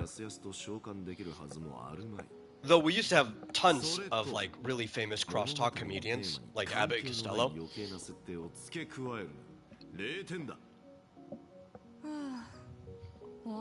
No, but just nobody really does it anymore. Or if they do, I think video editing has kind of allowed crosstalk to re-exist, but one person can do all the cross-talking, right? Like, you just write a script, you read both sides, and then you kind of just clip back and forth between yourself as two different characters. Yeah, I guess crosstalk is still around, you just don't need other people for it anymore. 僕自ら証明してみせよ。お嬢ちゃん、危ねえ。視覚じゃ捉えられない。直感でしか対応できない拳。久しぶりに見たわ。ほう。僕のような素人でも概念のぶつかり合いこそが聖杯戦争の本質であることくらいは理解している。単純な強者もいなければ弱点もない。あるのは最も純粋な計算結果による対立だけだ。直感だけに頼っていては痛い目を見ることになるぞ。手合わせ願おうか、遠坂の当主。私を知ってるの？あの聖杯戦争については事の始まりから頭に流れ込んできている。そこから先は簡単な論理的推論だ。ああ、それから経験豊富な同僚が一人いるのだったな。不思議なこともあるものね。Yeah, Aventurine was in the first Holy Grail War here. アベレージ1の天才が素人相手におじけづいたなどということはないだろうな。せいぜいほざいてなさい。けど残念。It would be really funny if this just became like a really long-term like partnership with them. And they just didn't stop. Just like every year they started doing a Fate collab with a new two set of characters or whatever. I don't think that's going to happen, but it would be like a really funny long-running joke. I know the next collab that Star Rail is going to have is going to be an in-house collab with Zenless Zone Zero that goes both directions. So there's going to be some Star Rail stuff in ZZZ, there's going to be some ZZZ stuff in Star Rail, which I think might be the first time that they're doing like a full both way in-house collab.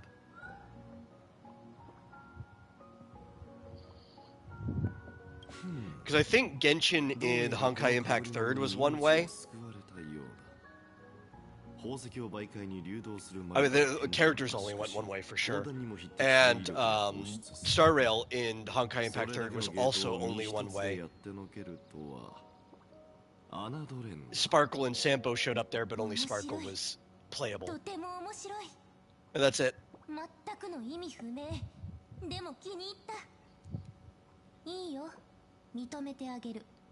Of course, that was also technically necessary for understanding the background of those characters, because that takes place chronologically before Star Rail. So that means Sparkle and Sampo had made it to Earth prior to the events of Star Rail.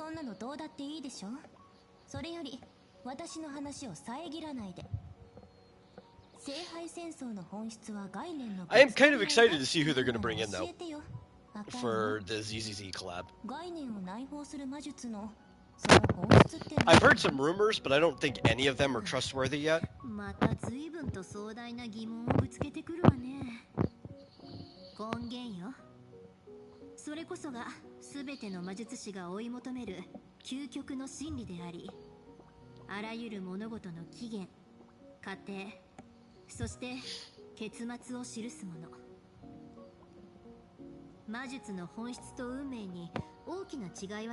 trying to think who I'd want.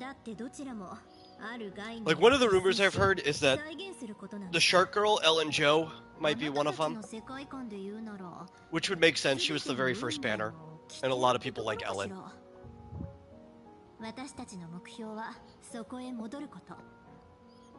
That would be an interesting character to play. One of the good things about it, too, it's very easy to figure out what element any of those characters would be, because most of the elements are kind of shared. Unless they brought in an ether character. I guess an ether character could just be Quantum.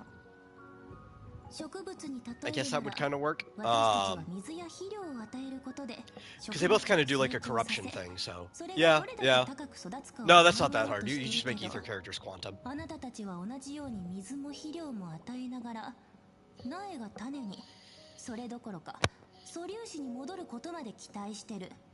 Which also means if you were to bring a quantum character over, you can make them ether. That would also work. Because that's the other thing to think about, not just like which ZZZ characters would come over, which Star Rail characters are they sending over to ZZZ? Because if they're doing a collab, I'm gonna guess it's probably gonna be 2. Similar to how they did it with the Fate collab.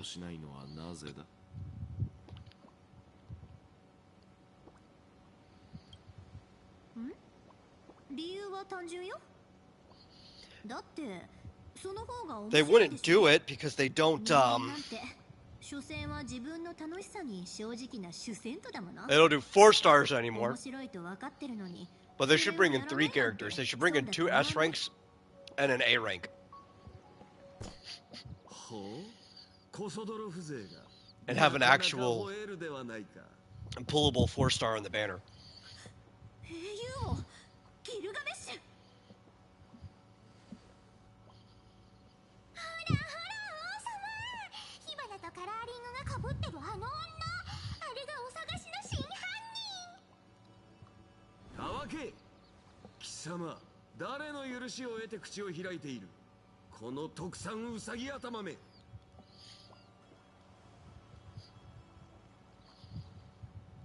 The King of Heroes.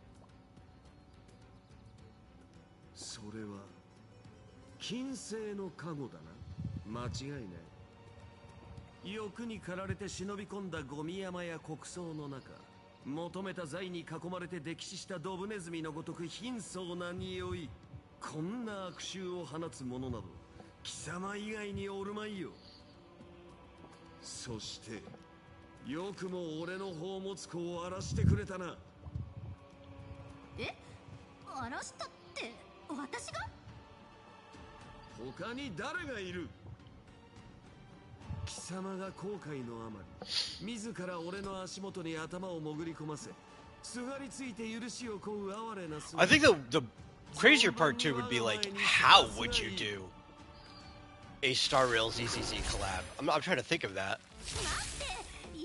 Like story-wise, right? Because ZZZ, at least right now, we know is kind of like an isolated world.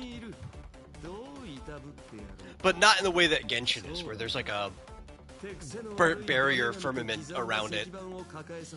Kind of just in the way that Earth used to be. So I guess technically anybody could just land there if they wanted to. They just haven't made contact.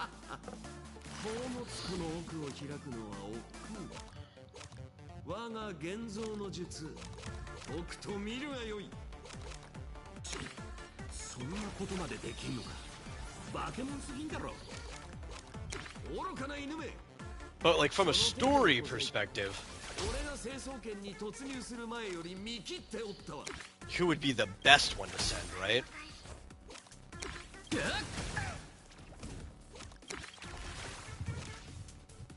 Oh, I should have done that first. Oh well. Maybe the Stellaron Hunters? You just send the Stellaron Hunters there, and they blend in, do their thing.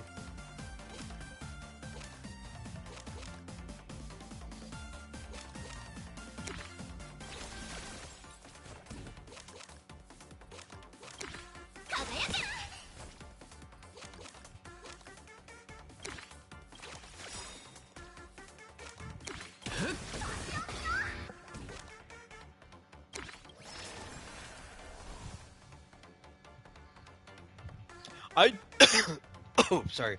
I played through this before. I only just now noticed that the animation for the healing for Saber Scabbard is the same as the old simulated universe abundance path, like, bonus move. That's a good way to reuse an animation I haven't seen in a long time. 2 Aha Smash? Okay. We can do that.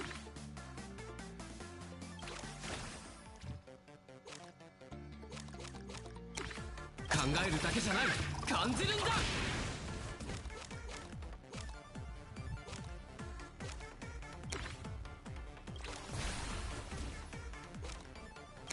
開拓を巻き送れ。 This is a waste though, because she's gonna die right here anyway. And they're gonna reshuffle our deck. 特別にこの地の食物連鎖の頂点に立つ存在を拝ませてやろう。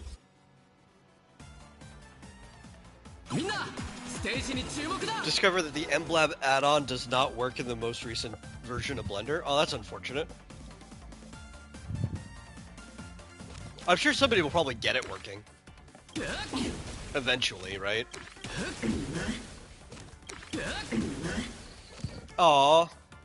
It was the same turn, but they still deactivated my bonus. Oh well. I would have saved my ult if I had known that. I also should use that first.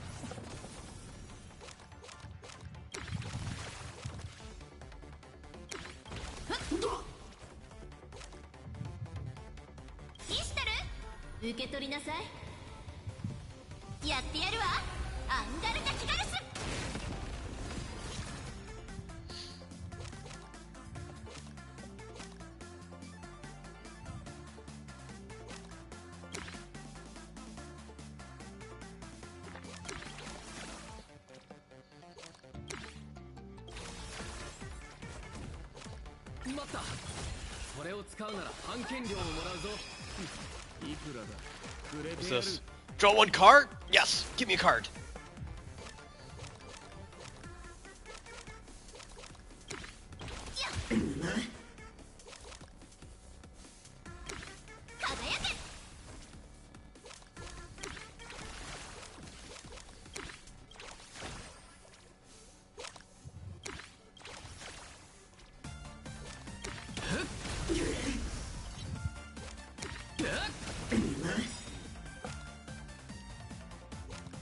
We'll save it.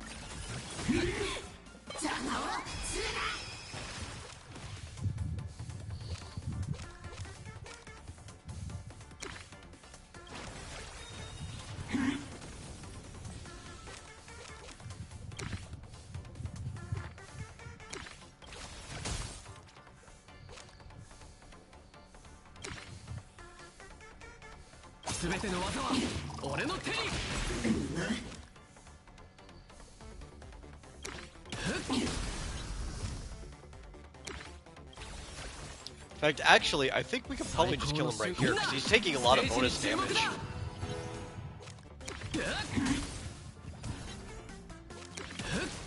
Yeah, here we go.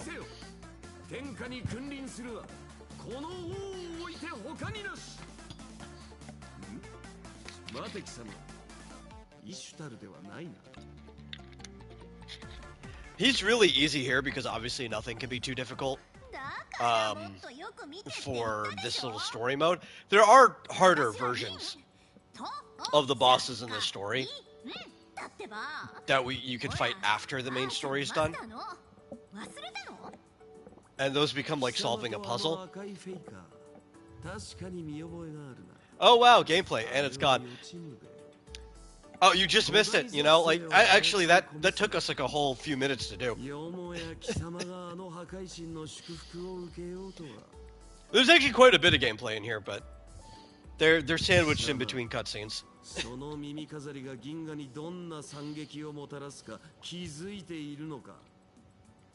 But that boss normally, especially in the weekly rotating modes, or I guess it's every other week, he's on the current challenge mode. I hate that guy so much. He just wastes your time. He just wastes your time so much.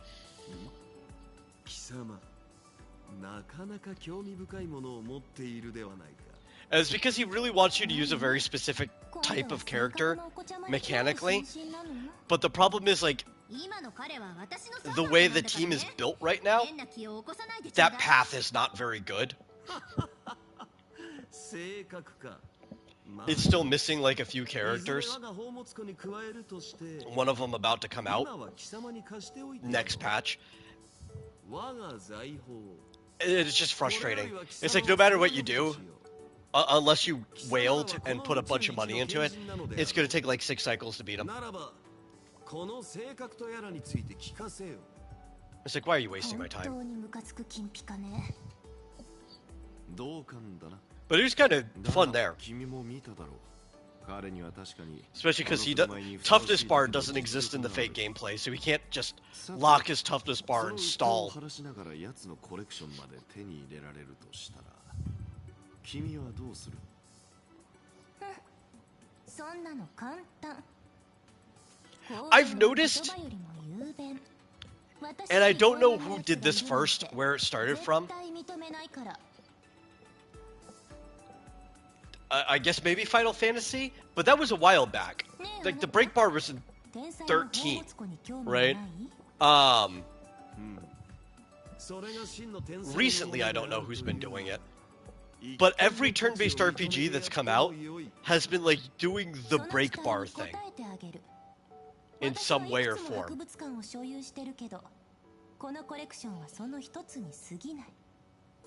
And maybe Star Rail's the one that kind of started it, and that's why bringing it back anyway, probably referencing 13. Because they're a bunch of nerds.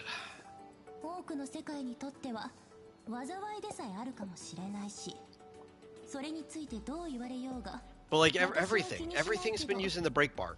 You gotta break this enemy's toughness and put them into a stun state so you could actually do your damage to them.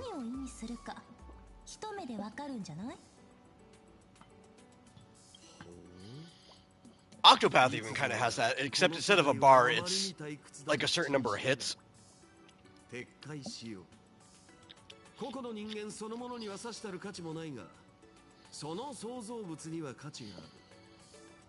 that's functionally the same way. It's still a meter at the end of the day.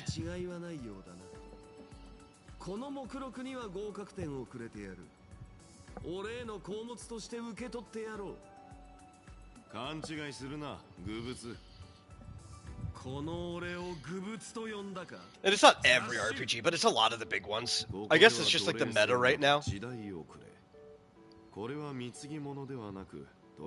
Because it does kind of allow for building up of hype moments, right? Like you focus all of your resources around for when the bar's gonna break, and then you just like blow your whole load on people.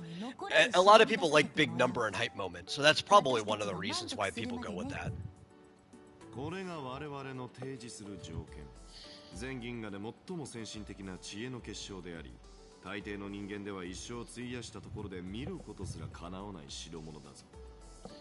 君に賢明な選択ができるなら双方が利を得るだろう。だが断るというなら、君を納得させる方法など、天才の手を借りなくともいくらでもある。I do find, though, as much as I like games like Octopath Traveler, strategically speaking, they're just not as satisfying as, say, like, any of the SNES Final Fantasy games. Like, my favorite one's Final Fantasy IV, and I would call that an easy game, honestly. I would consider Final Fantasy IV an easy game. But there are certain stages where you fight a boss for the first time, and like, oh god, this boss is casting Reflect on itself, I gotta figure out how to manage this fight, right? It's like, I've never seen a boss do that before. They're like the Mage's Sisters, all bouncing spells off of each other. See, Fly Fox says, yesterday my older son asked, why don't they make good anime like Inuyasha? Any more thoughts? I mean,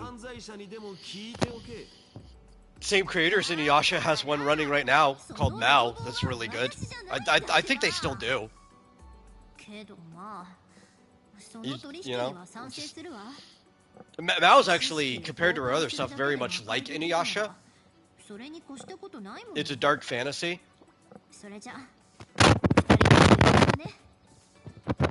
It's slightly more of like a magic detective story than it is like a feudal fantasy adventure. with a party.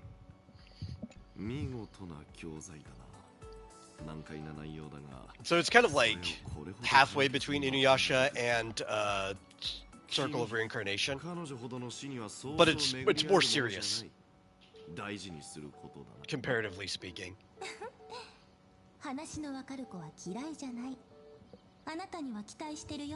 It's pretty young. Is it appropriate? I haven't shown him Ranma, for instance.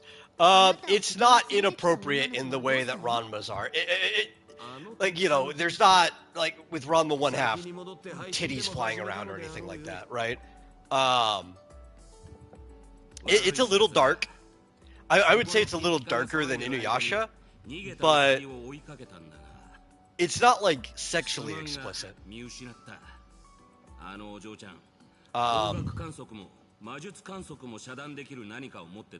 There is a one scene where a sleazy guy comes really close to assaulting a woman, but then he's killed.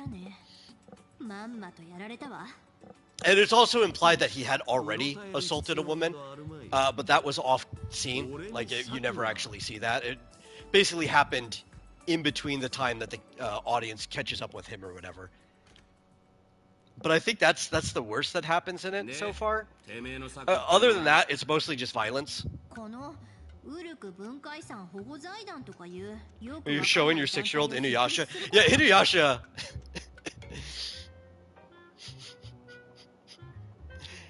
Inuyasha is pretty dark for a younger person.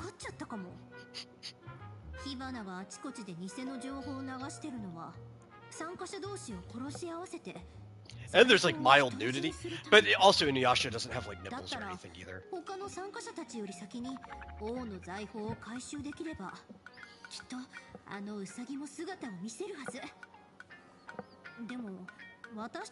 We've been watching Inuyasha recently.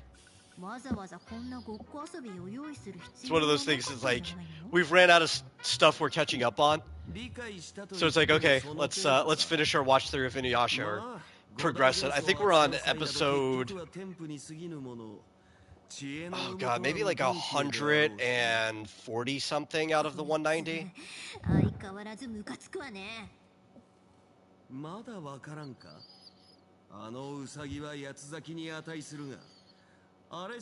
We're near the end of the original series of Inuyasha, right? Because at a certain point they had ended it, and then they came back with final acts to actually finish the series. We're before final act. We're currently they're racing against Hakudoshi to get the final jewel shard from the Nether Realm.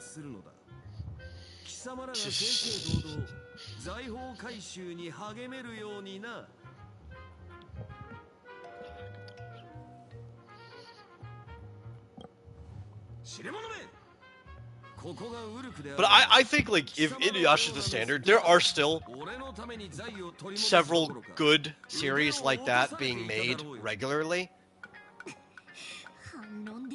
It's just not the majority of stuff. But I would also probably argue that it was never the majority of stuff. Right, we always got a curated list of stuff due to networks like Toonami on Cartoon Network and everything.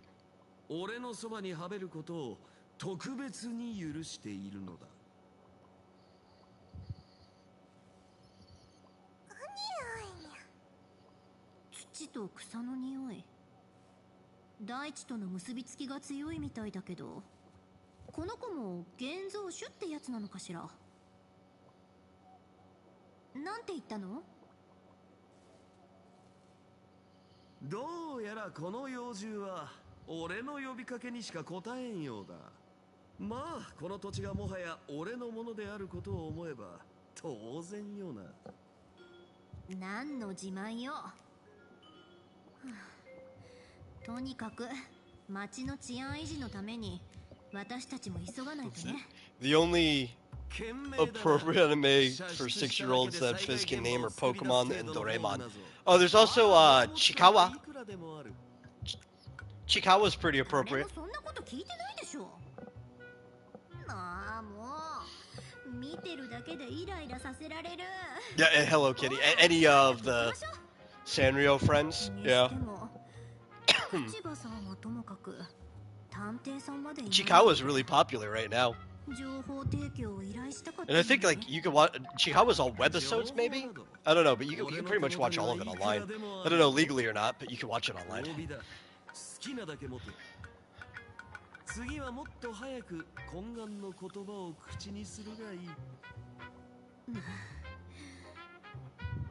私たちだけでなんとかできるわよね。でしょ？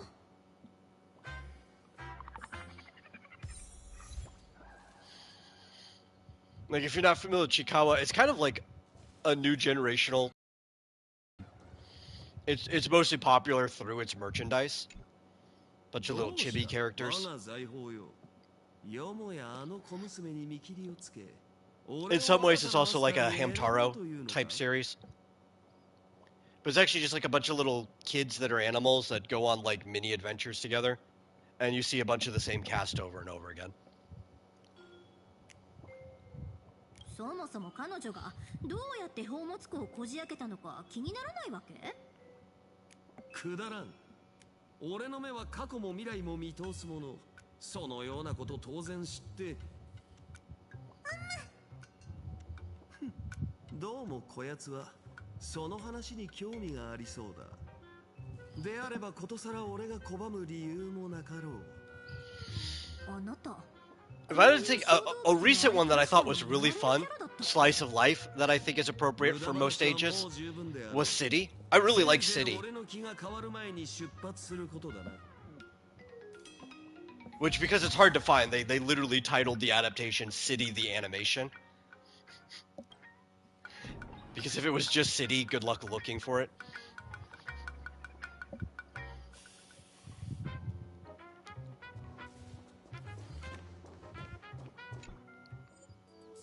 今日の成果を確認しておきましょうか。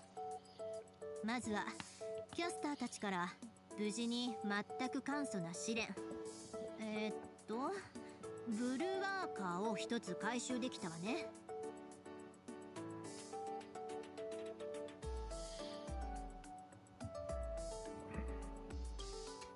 それから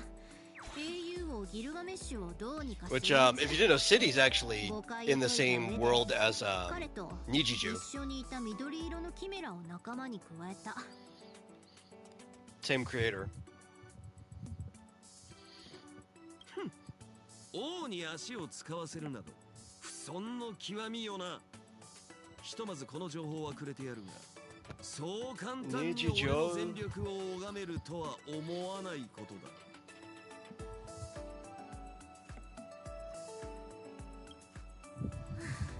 とにかく一刻も早く聖杯戦争を終わらせて世界を渡る旅を続けるためにも今日も優雅に全力で行きましょう。There's this one episode of City I really liked from like an animation perspective, because one of the things about adapting anything that's in comic form to animation form is that you kind of lose the interplay between panels, right? Unless you do something creative about it. And in this one, because they were adapting something where multiple things were happening on the same page at the same time, what they did was they started using a bunch of picture-in-picture to show off the different events as they were happening. And you could kind of sort of hear the other stuff, but really you only heard the audio of the thing you were supposed to be paying attention to at that time, but you could still keep up with the animation of the other stuff happening in the background. And specifically, there was this one like really cool part in it where these people, they needed to climb a tower to try to escape this lady who basically she holds people prisoner for hospitality. Like she wants to give them an award or a banquet or whatever, and everybody's like, oh no, I don't want this, I need to get out of here. So they're doing their tower climb, and while they're climbing the tower, in between like the fights and stuff that are happening, which are all just like ridiculous slice of life fights, they kind of pixelated them into like a Dragon Quest old school style NES tower climb, and I really liked that. But I also liked all the stuff that was happening. It was such a fun little filled frame that your like eyes are constantly darting around everything that's going on. I love it when animation does fun stuff like that. You're in a form of art where you could do almost anything. You might as well do almost anything, right?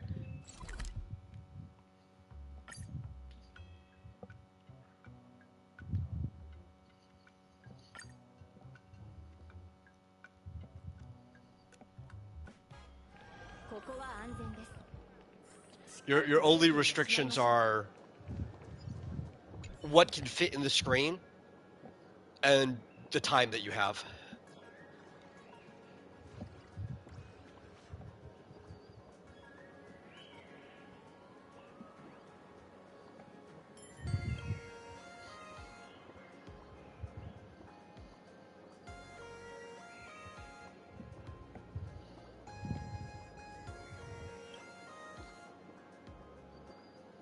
Currently tracking down the mastermind.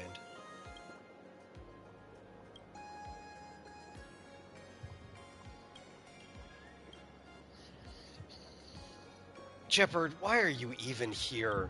Of all people who could be doing this, why would it be Jeopard? That makes no sense at all. Go back to Bellabog, Jeopard. Unless you're on vacation. If you were on vacation, that would be so much better, but...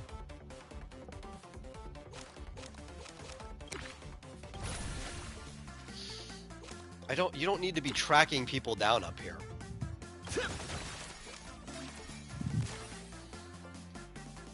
Yeah, that's right. He stacks up Gates of Babylon and just, like, nukes people.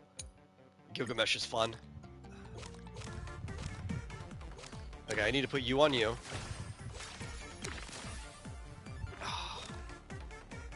I think it continues stacking, so... Yeah, between turns.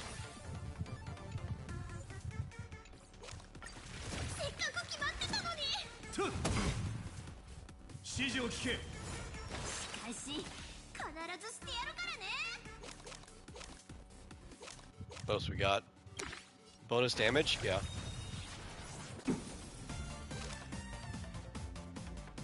Summons a chimera that will grant rewards at the start of each turn. Okay.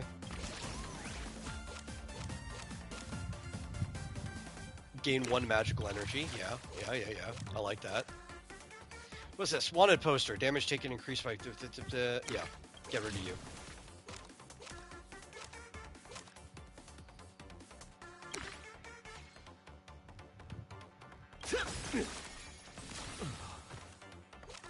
And then, Gate of Babylon? What's this do? 4 Gate of Babylon?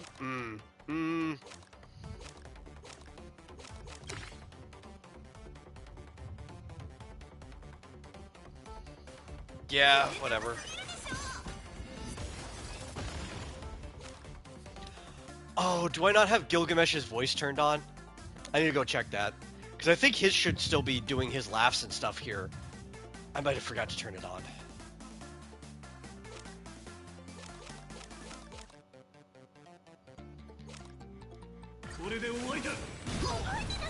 I shouldn't. We're actually in Japanese. His voice should be going anyway. He just didn't laugh. Gilgamesh, why didn't you laugh? I don't have to turn your voice on. We're in Japanese. You have such a nice laugh. You should always be laughing.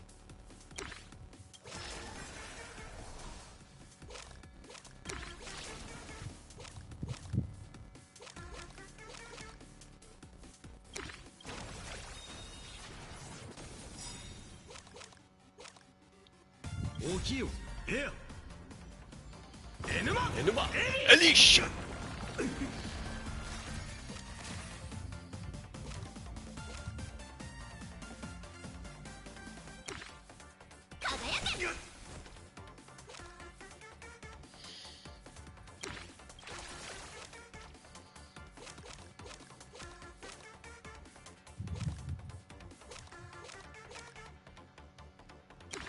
Oh, that doesn't do anything. We'll save. Up. Draw 2 cards. Wouldn't do anything. 200 shield.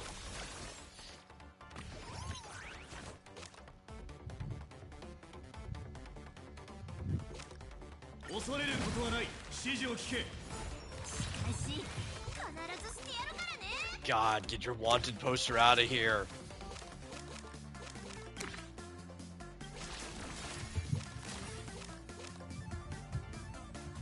Ah, I should have done this one first. Why didn't I think about that?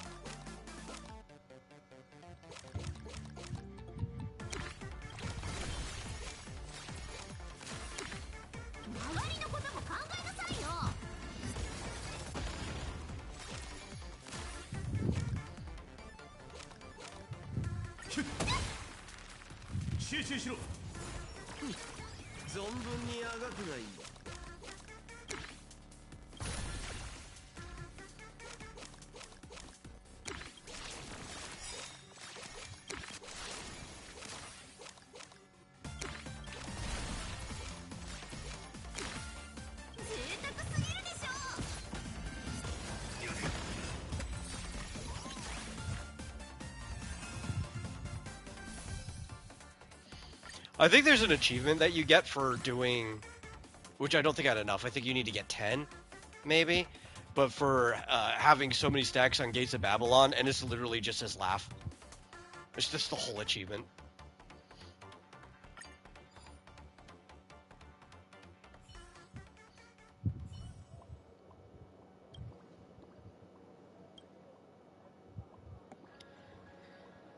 Says you pay a visit to Clypothwort? I do every time in Velobog, okay? You don't have to tell me that.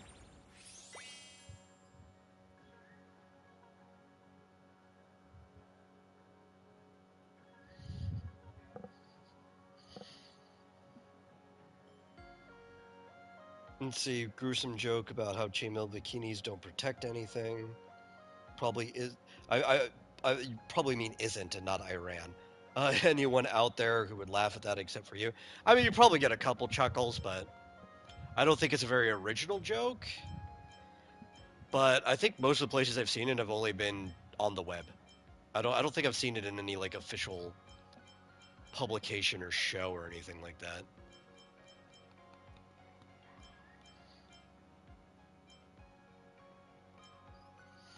Okay, obviously we need to go get the Gebulg.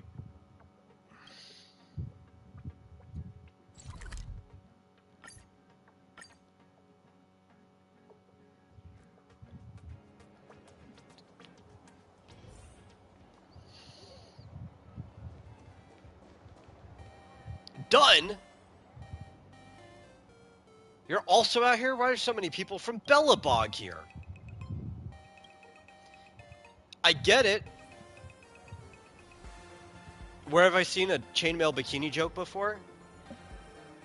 I couldn't name it. It was like one-off little, like, what are they called? Comic strips that you see on Twitter and stuff. Like I said, I don't think I've ever seen it in a publication or in a show or anything. Just like little web things.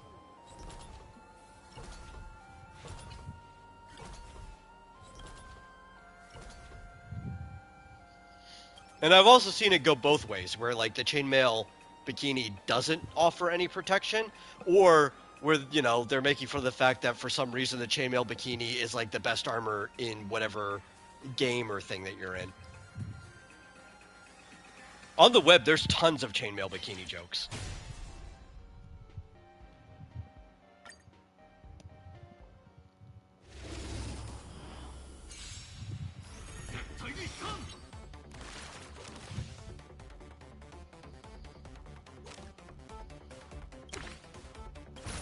Always play that one first.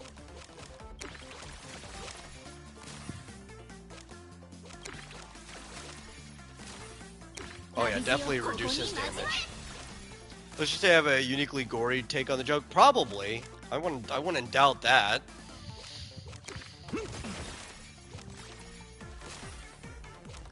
We're gonna stack our Gates of Babylon.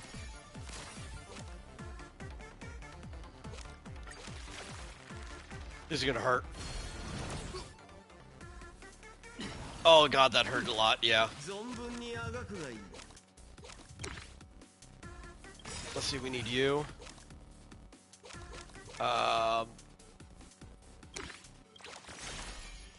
I need to just nuke you right now. I can't. This cannot last another turn.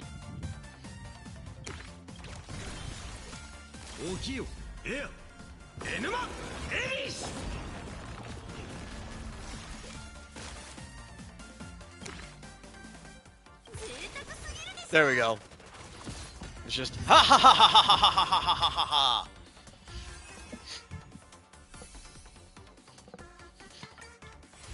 Yeah, I think we needed to have over 10 to get that achievement.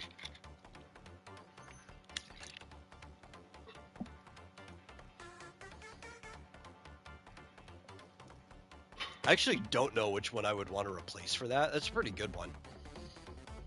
Okay, here's the strat. We let the game decide. It didn't have a recommend or replace. I don't want to think about it. We don't replace, then we pull up the menu, and we just autofill our deck. And it'll pick the thing it thinks is the best.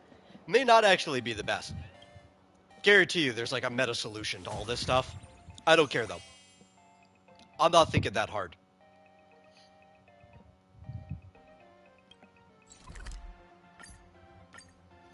I don't know if we have to teleport back to the thing or not to do that. First, let's get our achievements. I'm so glad they added a claim all button.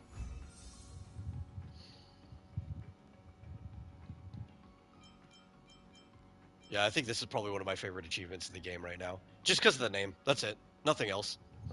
There were definitely ones that were far more satisfying to get, but I just like the name. Ha ha. Ha ha ha. Ha ha ha ha ha ha ha.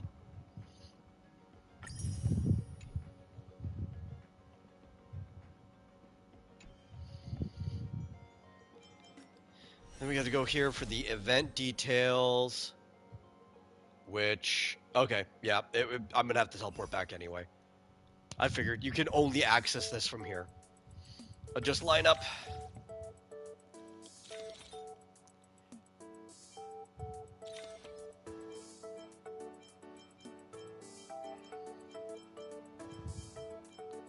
I've met anyone who has no issue for these, using gore for these types of things. I don't know. I've met a lot of people.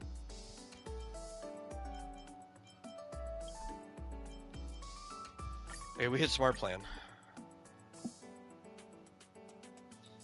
Like, I had some friends back in school that used to draw some pretty, like, gory, jokey stuff all the time, but I don't know if they're still into that. I haven't talked to them in a long time. A lot of people grow out of that. You know, like, shoot, I used to draw, probably not to that extent, but some pretty otherwise gross stuff when I was a teenager, but I don't really have any desire too much now.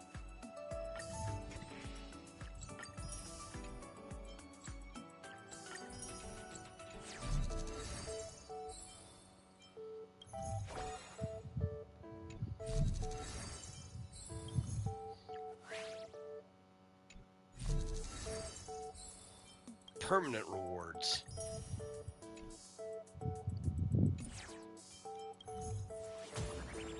Okay. This is the one we were going to do next, yes.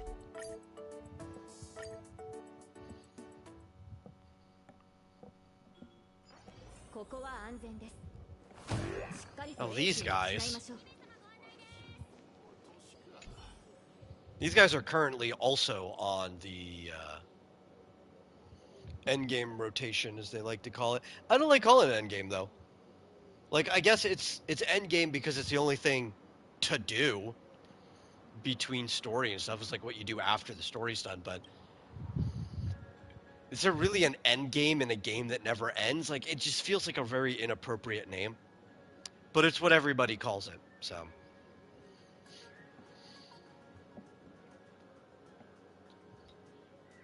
They're not one of the main bosses, though. They're like the stage, or like wave 1 before the boss, or on one of them.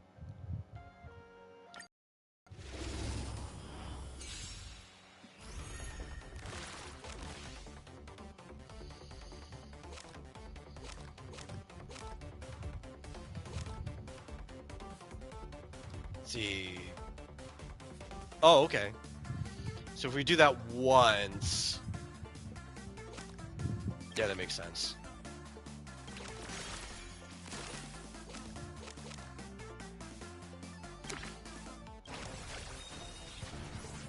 Let's just get like a nuke this turn, and then see how it plays out.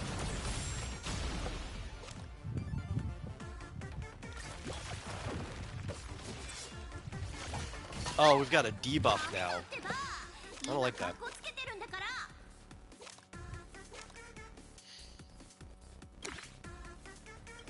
Obviously, we play that first, because then we get healing for every card we play.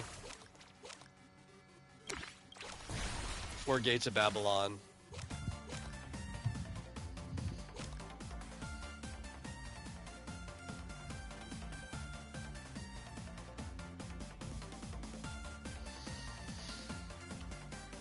That's not appropriate to talk about a stream, but saying about going too far, I don't know. It depends on the context and how it's done. That's going to be the answer for anything, you know? Like, for literally everything, it's going to be the context and how it's done. With you, probably. I'm going to assume almost anything you want to do with the way you've described them is probably always going too far, but there's some people who want things that go too far. So I can't really tell you.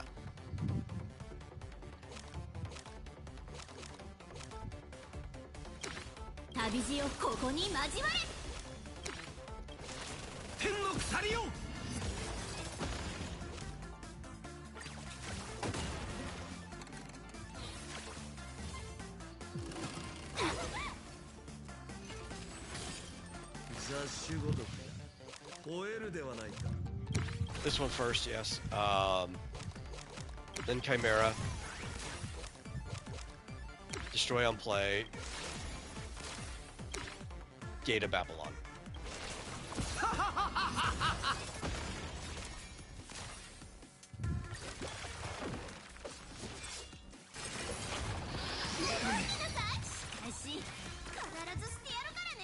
Oh boy, they're gonna kill me this turn, aren't they? Oh, okay. Gotta play this one.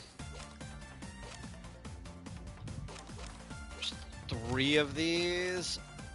I might leave one of them. I kind of want the Gates of Babylon.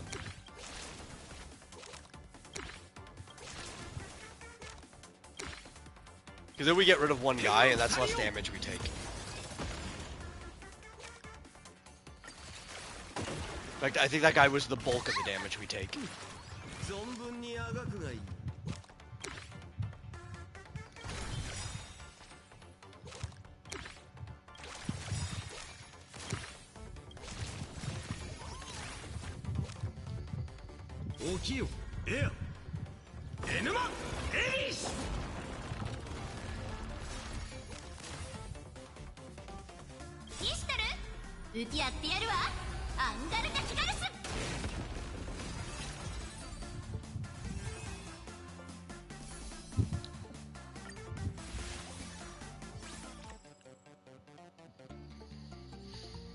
Replace one of my borings.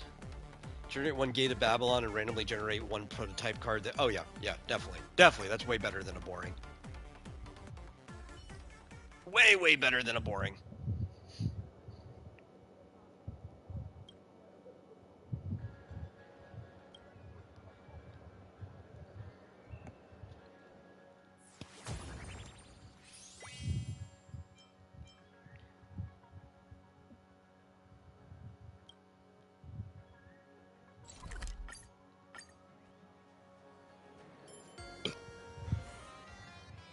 I guess for people who don't know, if you keep hearing Gilgamesh say Enuma Elish, that is the name of the creation myth.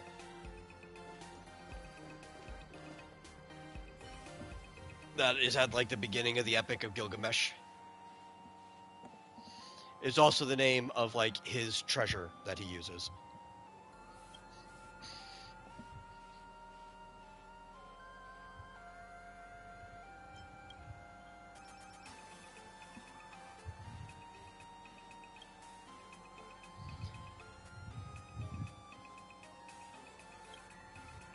This is just one of the nymphs from Amphorius. They reused the model for that one.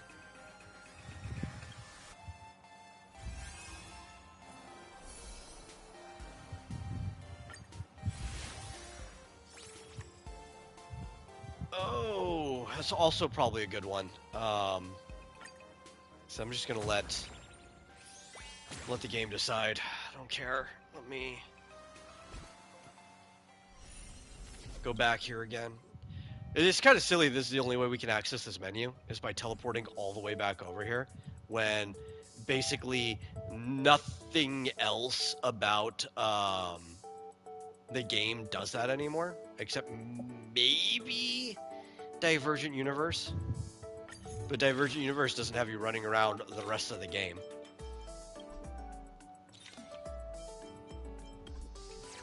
Oh wait, that wasn't what I wanted. I wanted a smart plan. Smart to plan.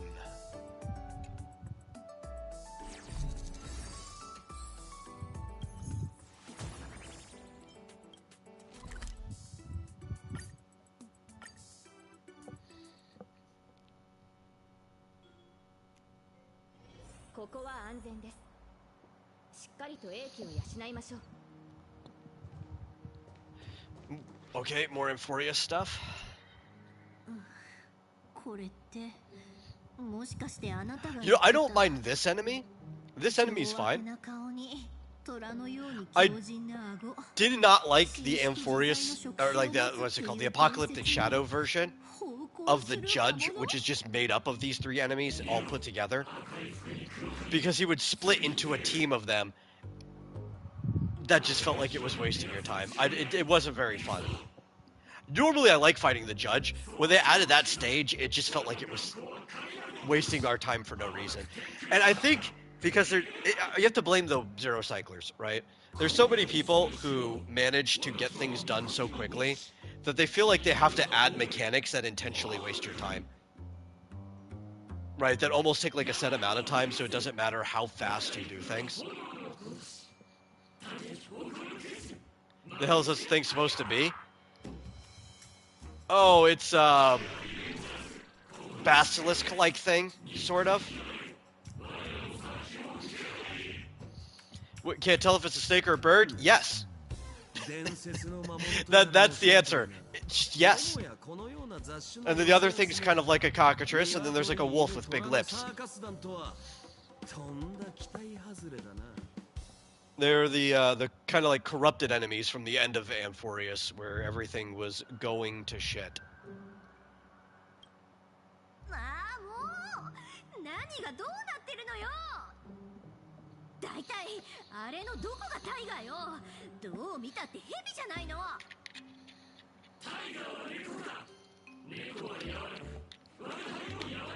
And then if you get one of the snake bird thing, two of the chicken things, and two of the wolves together, or is it just one of the wolf? I'm trying to remember. But if you get a bunch of them together, they can form a big face. That's what they do. Yes, there is going to be a Kingdom Hearts anime. That was officially announced.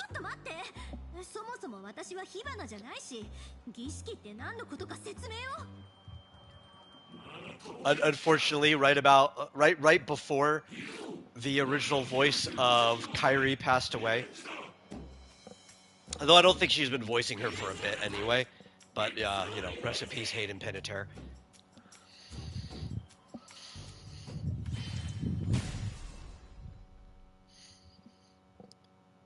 I don't know what the anime is about, really, in Kingdom Hearts. I do know basically the whole story of Kingdom Hearts. I'm less familiar with the mobile game, even though I played quite a bit of it, and it is canon.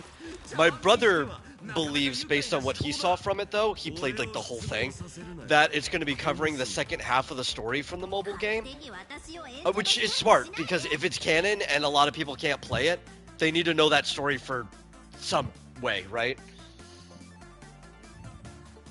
And from what I remember, though, it is kind of a good story. It's just nobody knows it.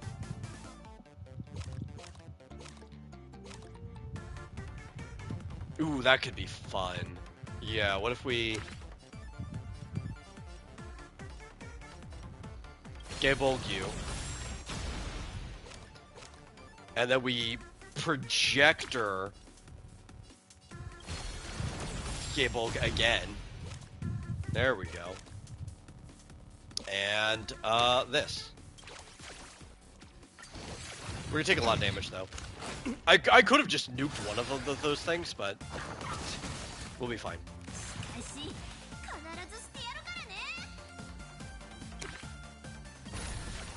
Generate 1 gate of Babylon, extra mystical energy, summon Chimera, 4 gates of Babylon. I'll probably watch it though. You know, I keep up with almost everything Kingdom Hearts that I can. Even though, man, they also showed off the trailer for Kingdom Hearts 4, and the more I see from it, the more I'm like, this is just like more of 3 but lackluster. Like, I really don't like the design route they're going with it, because they're basically trying to... I know there's an in-story excuse with Quadrata. I don't care. It's a bad reason, because they could have literally had any reason for the design from a writing standpoint. They're kind of like merging the design philosophy between Kingdom Hearts and the current Final Fantasy games. And I don't like it, especially because I liked Final Fantasy more when it looked like Kingdom Hearts. I don't want it going in the other direction.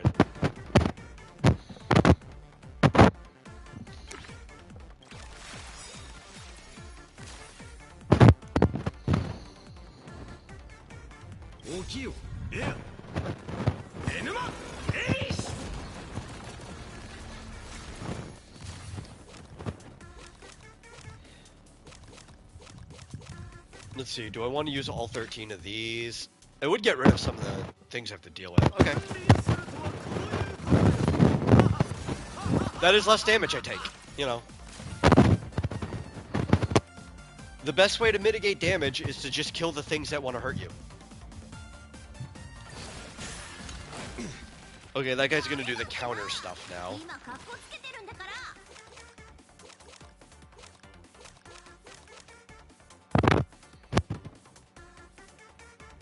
You were shamed for not liking Ranma by some other people on the internet. That's why you're been tempted to, like, endure it again. Listen, it's not okay to criticize your story. Ranma's, like, my favorite series. Don't listen to him. Fuck him. If you don't enjoy it, you don't enjoy it. Don't put yourself through torture, you know?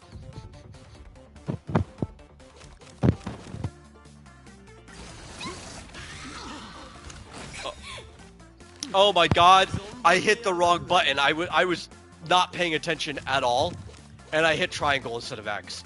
That's why I just took all that damage for free. Oh god, that sucks. Okay. I didn't even get my Chimera healing for free from last turn either.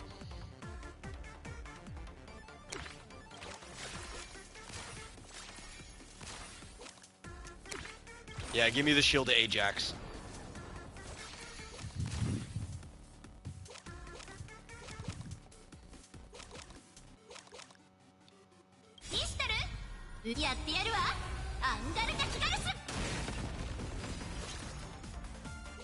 Yeah, the thing is, I probably could have finished this turn if last turn I didn't accidentally hit triangle. There we go, there's his laugh.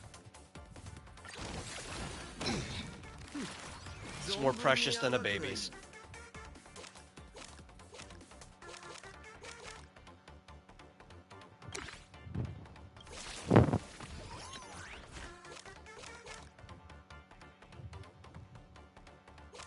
I guess we can use this. Probably should use that before the Chimera. Okay, this is what we want. We want 4 gates of Babylon, and then we want to double up our 4 gates of Babylon. And I think this kills him.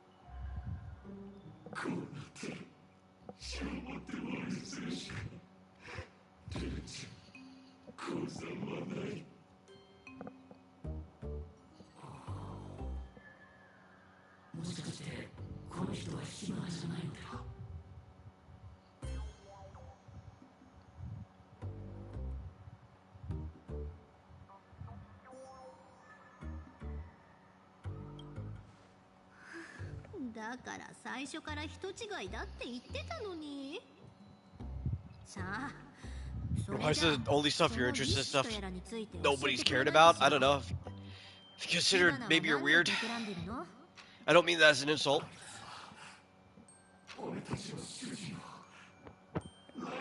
At all, actually, because I've always taken anybody calling me weird as a compliment. So, just so you know where that's coming from.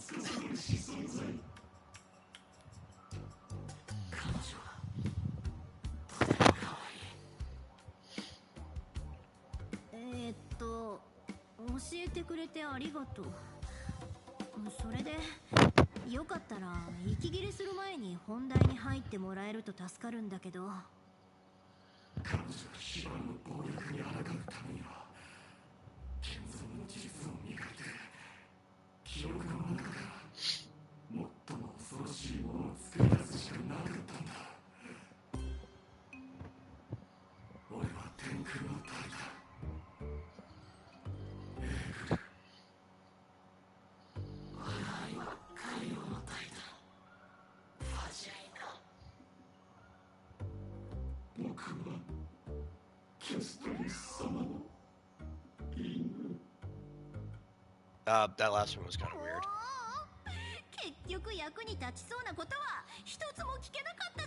That last one was kind of weird. Especially if she was like the same as Sparksy's dog. I'm like, I don't know if you mean literally or what.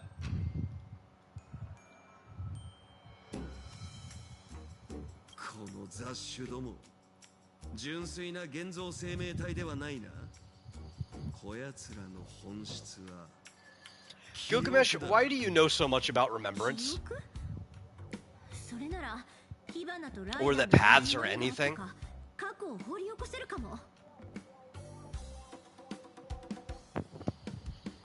You guys aren't even from this universe.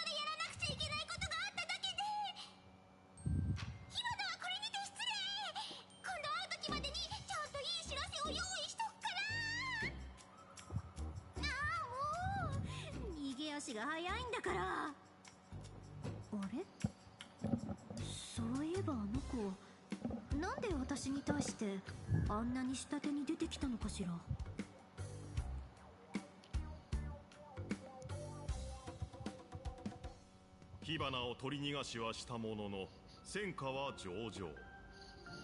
ともかくこれで仕事は一段落。凛は一度海原市へ戻り、あちこち駆け回ったここ数日に区切りをつけようと提案した。なんだか悩みが全部吹っ切れたみたい。ごめんね。最後のおみくじは私がもらったから、二人一緒に引いたってことでどうかしら。さーて、私たちの運勢はと。あんまり良さそうなことは書いてないわね。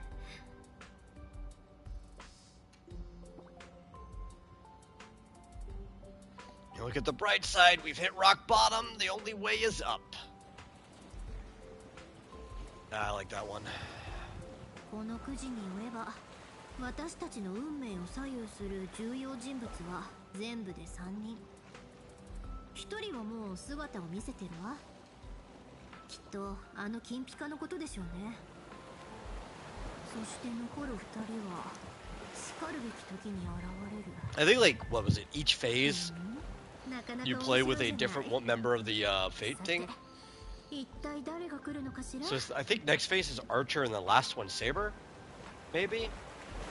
I know Saber, we play with her during the bonus mission, so maybe it's just Archer?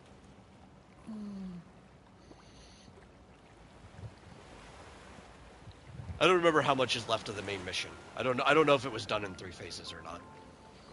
We'll find out soon. I do remember this isn't terribly long. Like, we should just finish this all in one session.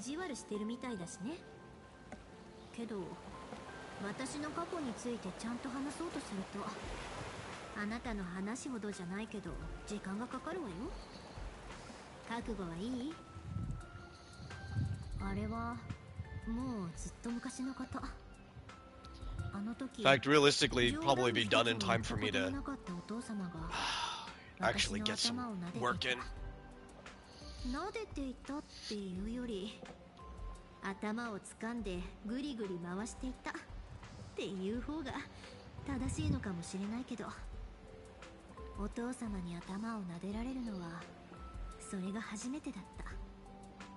もしそれが最後だと知っていたなら、とっておきのジョークで笑わせようとしたでしょうね。凝り固まっていたお父様の方をいつかほころばせてやるんだってずっと隠れて練習してたんだから。代々伝わる宝石のことや地下室の管理法、何一つ隠そうともせずに話す姿を見ているうちに、幼い私にもなんとなく予感はあった。お父様はもう帰ってこないのかもしれないって。お父様は第4次聖杯戦争の参加者だった。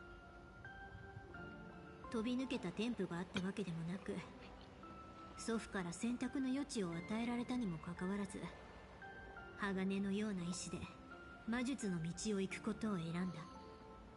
自らの手で人生を開拓するその権利と意志、そして信念こそがお父様が遠坂家に残した最も貴重な遺産だった。残念ながら私と妹は生まれた瞬間からその期待を裏切ってしまっていたのだけど、生まれながらに与えられた才能が私たち姉妹から選択する権利を奪い去っていた。でもお父様の意志を継ぐため、遠坂の名誉のため、そして自分自身の理想のため、みんなが言う天才じゃなくたっていい。私はただ一人前の魔術師になりたいだけ。そうやって私は彼が魔術師としての結末へ歩き出すのを見送った。その時の私はまだ気づいていなかった。大切な人の終点が私の出発点になるってことを。私はお父様が残した全てを受け継いだ。そして葬儀の場で教会の神父による貢献を受けることになっ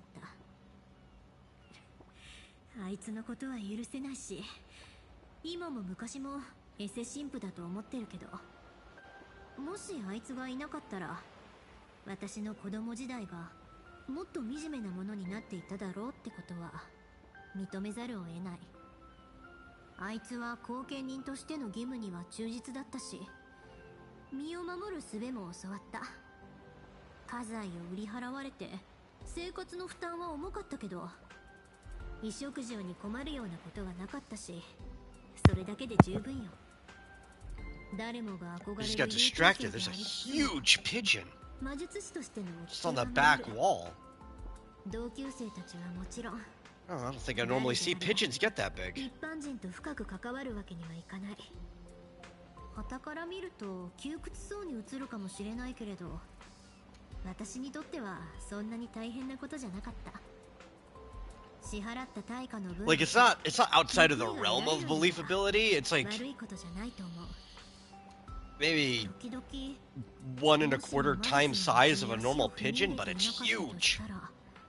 He's got so much bigger than the rest of his flock, I guess. えてみたこともあったけれど、やがて最後の黄昏が訪れ、電話のベルが鳴った瞬間、 It's got almost like a blue sheen to him 普通 too. の人間である遠坂凛の時間は終わった。 But it is definitely a pigeon. 電話鳴ってるわよ。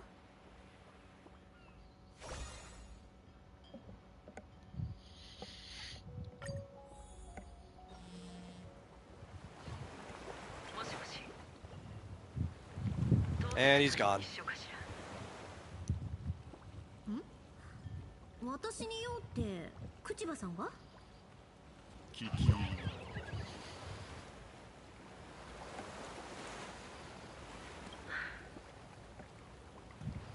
明朝5時、テレビタワーで待ち合わせましょう。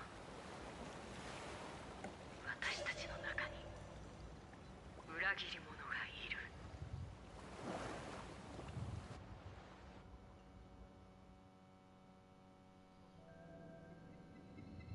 調和の奇跡があちらでは大霊魔術なんて呼び方をされてるのか。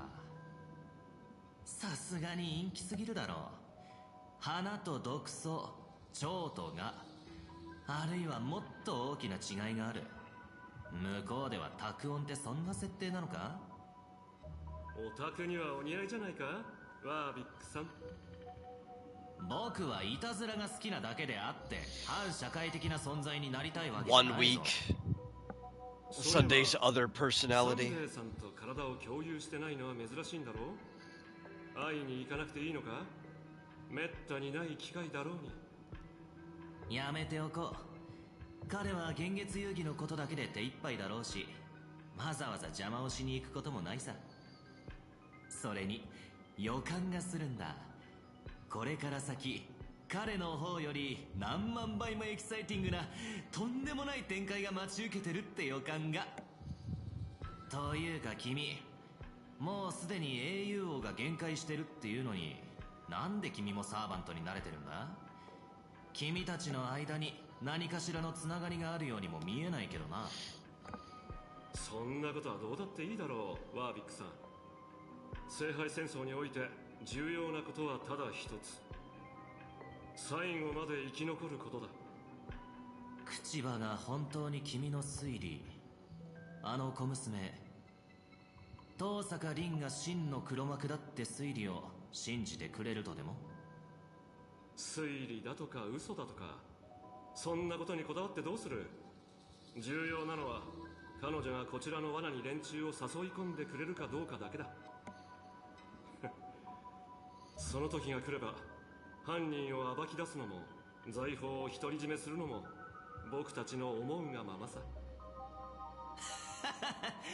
君みたいなサーバントは嫌いじゃないよ。久しぶりの再登場だ。Man, ワクワク just thinking about how much UI bothers me in modern games. いや、最後には必ずやこの聖杯戦争 Because it's almost like modern games expect you to have a gigantic TV, right? Like something that takes up your whole wall. I remember a horrible game, but they make one like every single year. Marsupial was playing like one of those tractor farming simulator games. And the text was so small, you couldn't even make it out. It's like some of the words were 5 pixels tall. And you had to like walk right up to the TV. It's like, dude, nobody would be able to make this out. I've got pretty decent eyesight. I don't need glasses or anything. Nobody'd be able to make these out.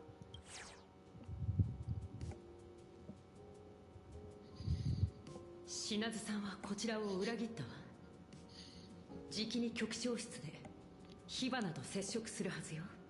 It's like just because games allow you to go up to like 4K display doesn't mean you can get away with only using 5 pixels for a letter.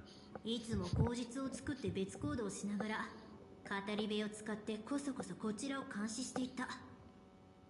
けど Like comparatively, this game's not that bad when it comes to stuff like that. And I think part of the reason is because it has to also work on phone. Though I think the words are bigger on phone than the console version. まさか魔術によるものじゃないってこと？ But to some degree, I think like phone, games that have to also work on phone are probably the only thing that's the saving grace for them not making the words as small as physically possible. 全ての出入り口を封鎖したわ。誰も外へ出さないよう私たちはここで待機するつもりよ。局長室の方は任せるわ。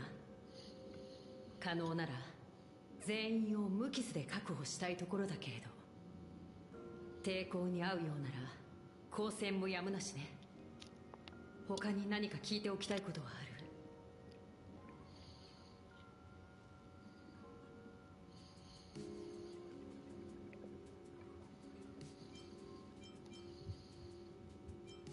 取り調べ室でなら彼もおとなしく白状してくれるでしょう。まったく口場さんらしいわね。さあ気合い入れていくわよ。常に余裕を持って優雅に一緒に立ち向かいましょう。一緒に戦ってやれなくて残念だが、まああんたらなら心配はいらねえだろう。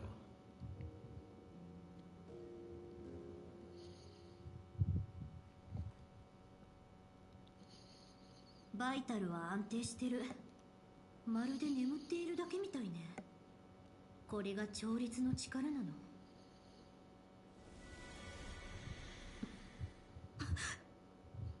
これは調律の夢とは全然違う。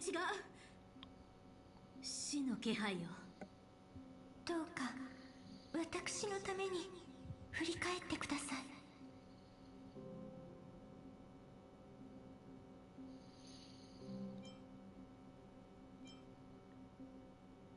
Yeah, don't look back. That's Cáceres. それがこの結界の中におけるルールなの。結界は必ずその範囲内で術者に有利な法則を付与するという本質。There's probably like if you decided to look back, you probably get like a false game over and then reload in here.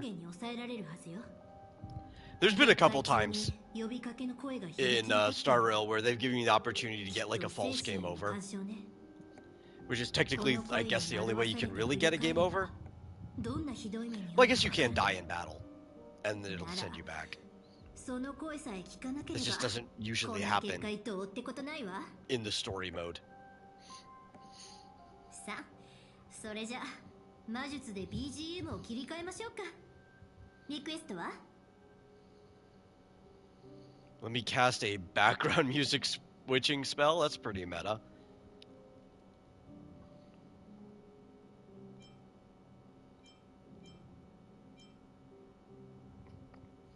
簡単よ。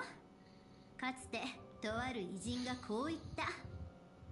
音楽はこの世に初めて生まれた魔法。魔術だって。I don't know. Something hypeless rock. ノリのいい曲ってこと？体が勝手に動き出すような。オーケー。この戦場が私たちのステージ。I mean, I guess we have phones now and could just be rude and blast them, so that's an option. I do kind of do that sometimes when going on walks. But if I had magic to just like ambiently blast background music around me, I would be the type of prick that would do that. Absolutely.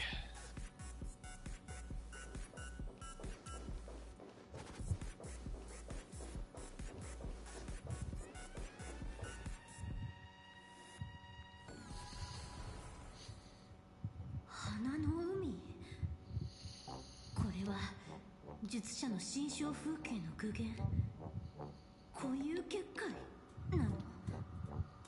オタクの背後に黒幕がいることは分かってる。もちろんその彼女を陥れ財宝を利用して幻月遊戯へ復帰しようと目論んでることも。あの金ピカをわざわざ彼女のところへ誘導したのは同士討ちが狙いだったんだろう。さすが名探偵。でもそれなら彼女の実力なら聖杯戦争なんて一晩で終わらせられるってことも分かってるんじゃない？彼女に宣戦布告するいうリスクを冒してまで火花を寝返らせようなんてどういうつもり？神にだって弱点はある。オタクが正体に応じて姿を見せたのが何よりの証拠だ。聖杯によって現像の肉体を与えられたとはいえ、この地の眼力では彼女を限界させられるのはせいぜい7日間。言い換えれば僕たちが手を組めば神殺しだって夢物語じゃなくなる。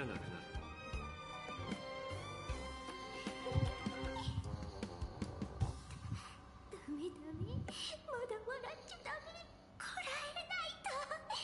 でもこれで女神も探偵も邪魔者はみんないなくなる。計画通り必ず火花が新世界のヒロインになるんだから。心の声がダダ漏れ。あれで気づかれてないつもりなのか？まさしく I can see her entire inner monologue. Is she completely oblivious? Probably. 所詮はただのおとり。せいぜい幻想に浸ってればいいさ。この調子ならあの娘の化けの皮を剥がすのも時間の問題だ。あれ Masked fools kind of live in their own world. 僕のはずなのになんでこんなに蚊帳の外なんだ。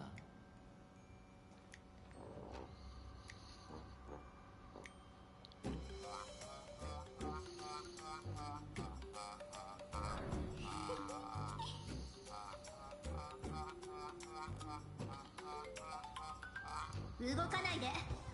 あんたたちの汚い取引もここまでよ。ようやく網にかかったな。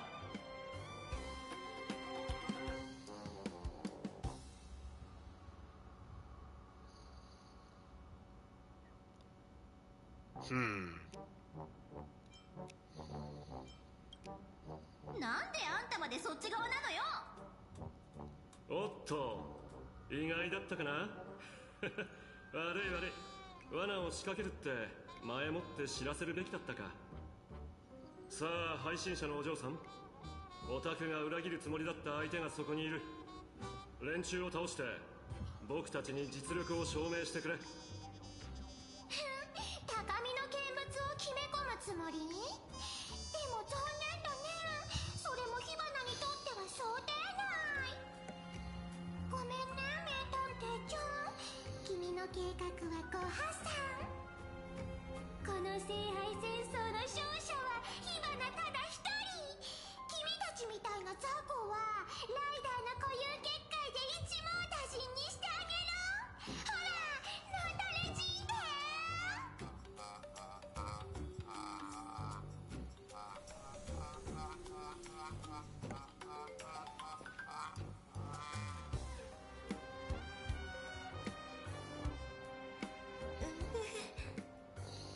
ちょっと次は君のセリフでしょ、花火。Cast studies. 視聴者のみんなが見てるんだから。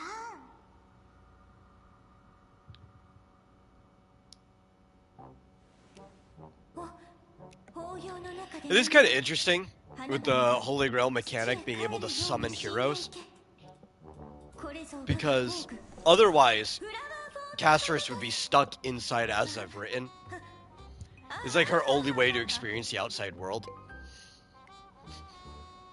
残念、オタクの配信ルームはバンされてる。現月遊戯の期間中に起こったこの聖杯戦争は秘密裏のまま終わらせなくちゃならないのさ。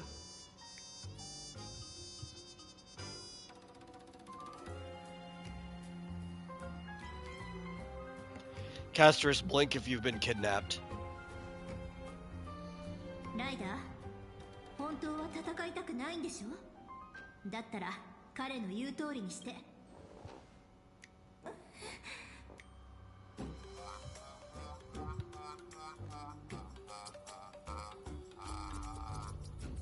Man, she can blink fast. まだ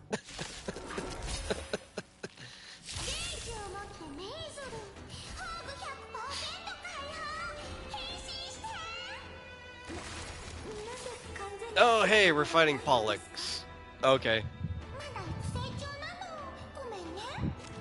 First things first, Chimera.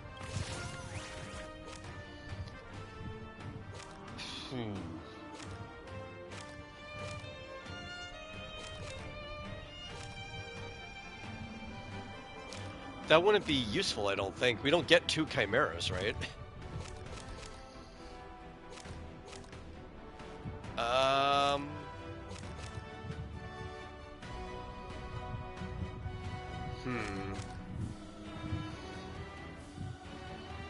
Okay, what we do is we use the draw 2 card.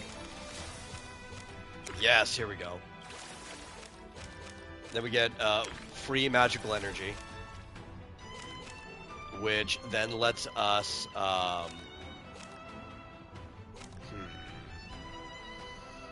yes. You one-shot that one. Yeah, get out of here. And Gate of Babylon, there we go.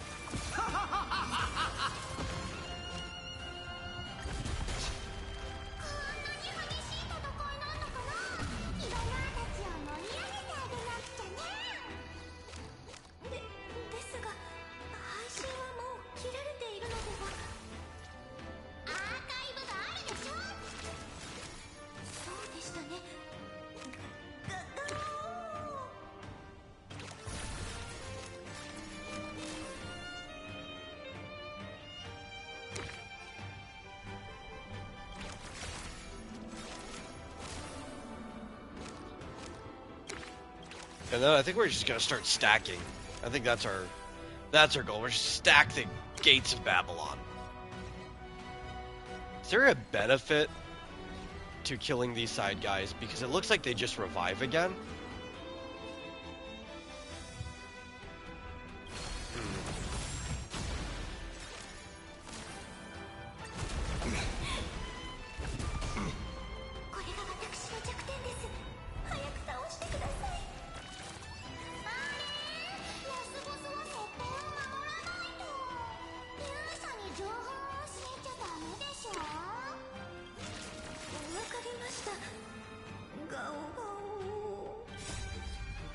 Awu.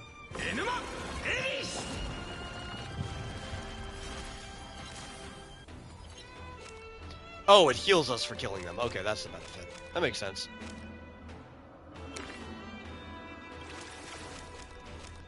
Oh, I should play that first, obviously.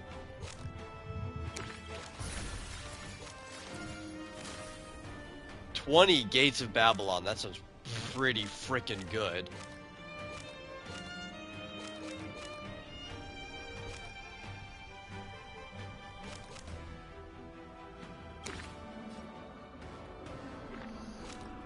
Shield. Is that the shield one? Yeah.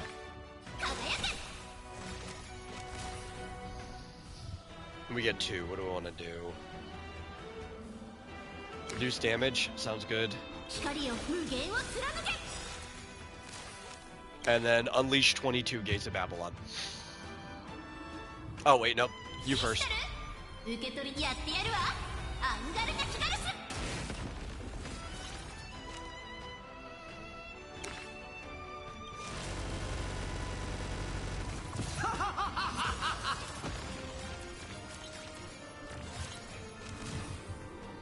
Oh, we still have another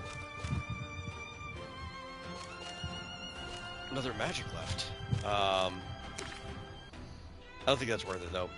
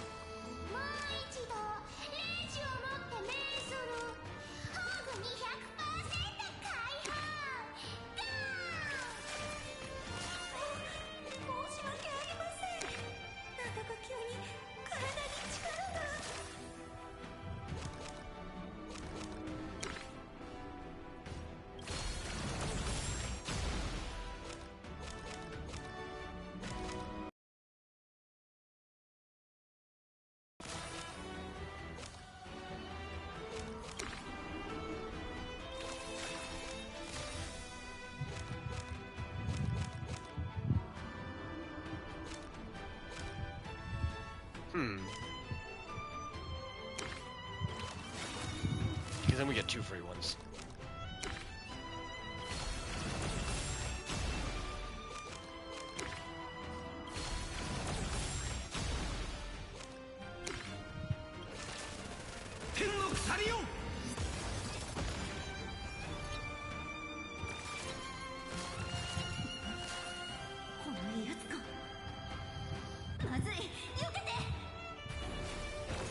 Oh, there's Archer. There's just one shot the other phase. Okay. I forgot about that. That is kind of what he does.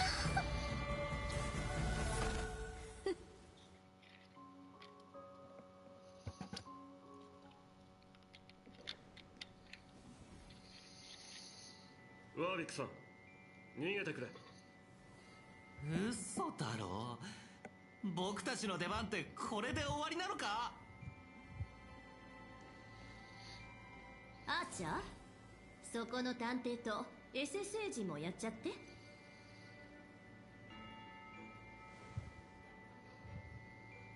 承知した。そこの不審人者は、そうね、あの派手な服をひんむいて供物代わりに没収しようとした。Confiscate her garments as an offering to me? That's kind of rude.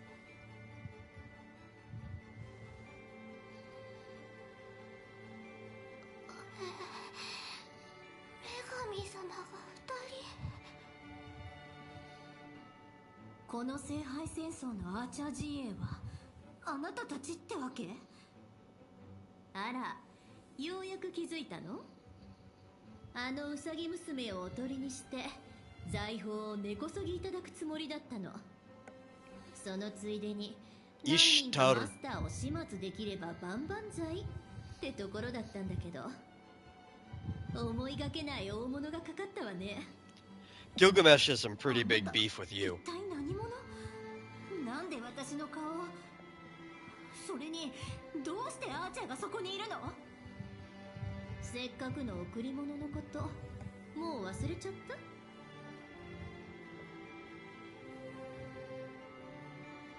まさかイシュタル？私は神式の一部をその耳飾りに潜ませて降臨の機会を伺っていたの。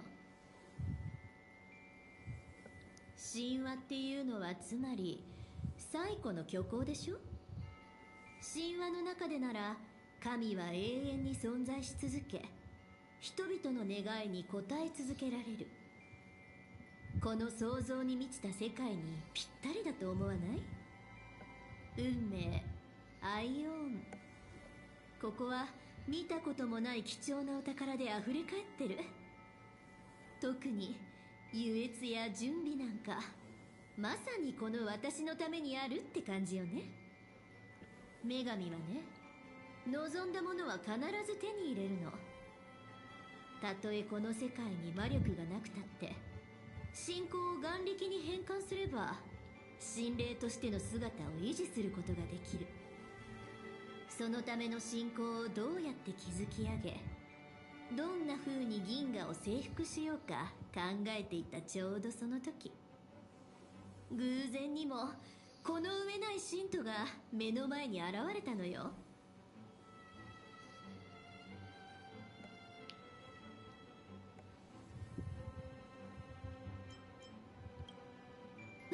あなた、なかなか面白いじゃない。ちょっと気に入ったかも。私をまさか魔術とまるで縁のない世界に来ちゃうなんて。こんなデタラメなことが起こっていいわけ？まるで誰かにからかわれてる気分。こんな魔術を全否定するような世界じゃどんな対処法も意味ないじゃない。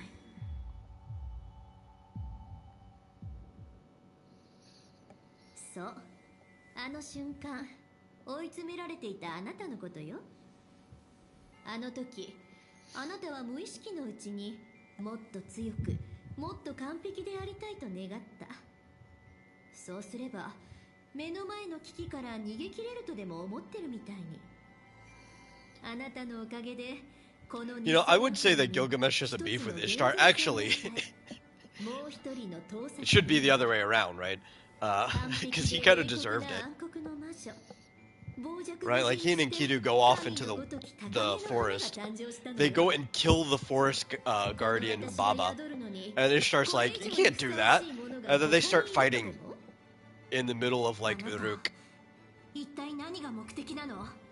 And then Enkidu dies, which is why Gilgamesh has beef with her. But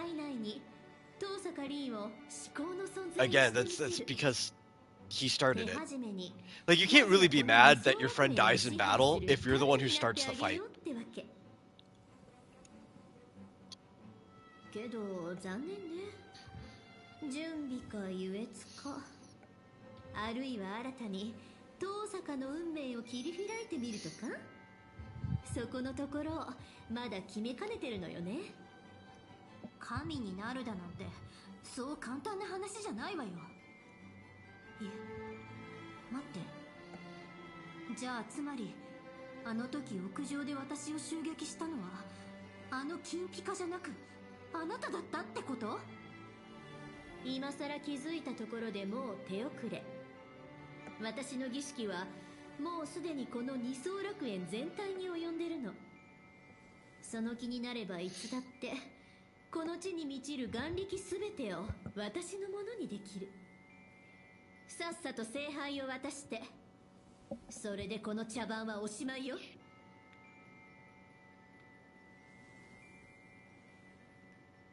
そんなことはさせません。私はアンタンタルテ、死の半身キャストリス。どうか引き返して安らかな死を妨げないでください。花々が土に帰るような死を。そんなに死に急ぐものじゃないわよ。Yeah, even though Castros has authority over death, I don't think that should affect Ishtar, who's like the head goddess of Babylon.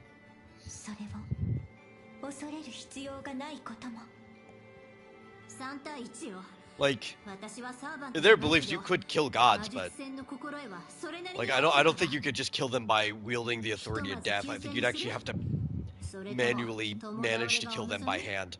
どっちにするか選んでちょうだい。いいわ。今回は見逃してあげる。けど次に会った時、そこがどんな修羅場になっても。Of course, then if we're talking about the version of Ishtar in the Nasiverse, they're like higher dimensional beings or whatever. They're like outer versal beings. So I don't know. I don't know if Castros has that in her. Maybe she could remove this, like, part of her, the fragment, right? That's probably possible. 自分でも驚いてるわよ。とにかくまずは現状を整理しましょう。まず第一に、探偵さんは真犯人は火花じゃなく彼女の背後にいるイシュタルだと考えた。そこでまずは自分が裏切りの素振りを見せることで火花が寝返るよう仕向けることにした。第2に、火花は勝利のために他人の手を使って女神を裏切ることを考え、探偵さんの誘いに応じた。第3に、上辺の目的で意気投合した両者は裏切り者が面会すると匂わせて女神をおびき出す罠を仕掛けた。そして残念なことに、あの大バカ2人は私を女神だと信じきってて、まさかこの世界に私がもう一人いるだなんて考えもしなかった。まあ私も思いつかなかったんだけどね。まあ落ち着け。あなたよくあの状況からアーチャーを振り切ったわね。ここらは僕たちのホームだ。その気になれば手はいくらでもあるさ。ほら、若返りの霊薬だ。ひとまずこれで勘弁してくれ。正真正銘の本物だが、こんなもので延命しようなんて罰が当たりそうな気がしてな。僕にはそいつを口にする勇気はなかった。妙なとこばかりまっとうじゃねえか。ならそっちのマスターはこの手の誘惑に打ち勝てそうには見えなかったな。ワービックか。あれが悪巧みの得意なタイプだってことくらい誰だって一目でわかる。化けの皮が剥がれるのも時間の問題だっただろうさ。だからこっちから契約を解除してやった。今頃は現像の体を失ってヘイローに戻ってるんじゃないか。確かにあいつは霊薬に随分興味がありそうだった。ついに耳の羽で飛ぶ正しい方法を思いついたんだ。ぜひとも子供時代に戻って試さないとなんて言ってたが、その機会は永遠になくなったわけだ。僕に感謝してくれよ。結果的には良かっただろう。僕の作戦は真犯人をおびき出して正体を突き止め、ついでにその企みの中身まで解き明かしてみせたわけだ。Yeah, I guess that is progress. 今さら気づいたところでもう手遅れ。私の儀式はもうすでにこの二層楽園全体に及んでるの。Did we really need a flashback to something that happened like 2 minutes ago? この地に満ちる眼力すべてを私のものにできる。さっさと聖杯を渡して、それでこの茶番はおしまいよ。あいつはその気になればいつだって聖杯戦争をおしまいにできるなんて大口叩いておきながら尻尾を巻いて逃げ出した。結局私と同じでただのハッタリだったのかしら。それでも神は神だ。あの場ではまだ力が不完全で数の不利を嫌ったにしても短期のサーバントを始末するくらいわけないだろうよ。ましてやマスターなんざ言うまでもねえ。そういやあの女やけにお嬢ちゃんが持ってる聖杯に執着してやがったな。聖杯はもはや願望機じゃないはずなのに、彼女はこれをどうするつもりなの？もしかするとやっこさんはお嬢ちゃんと同じように聖杯じゃなく中身の魔力の方を欲しがってるのかもしれねえな。つまり彼女は眼力という制約を逃れてまさしく神としての体を手に入れようとしてるってこと？その通りみたいね。彼女は挑戦状を残していったわ。7日目を迎える前におとなしく聖宮列車フェスに聖杯を返却するようにと。従わないなら儀式を指導させ自ら聖杯を奪いに来るそうよ。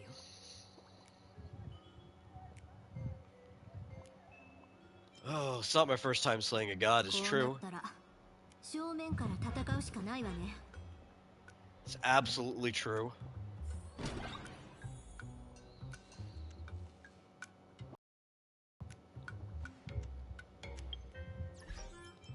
Let's pick up our achievements.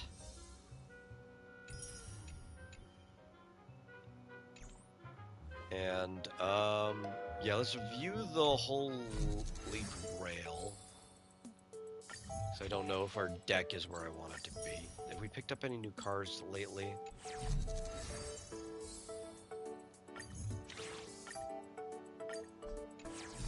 Okay. Rin! What's up next?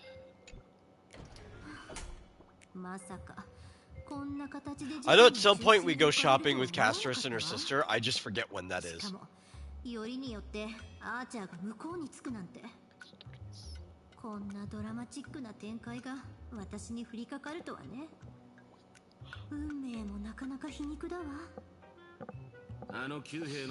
I do also appreciate the funny pun that they had a character named Castoris, and they chose her to be Castor.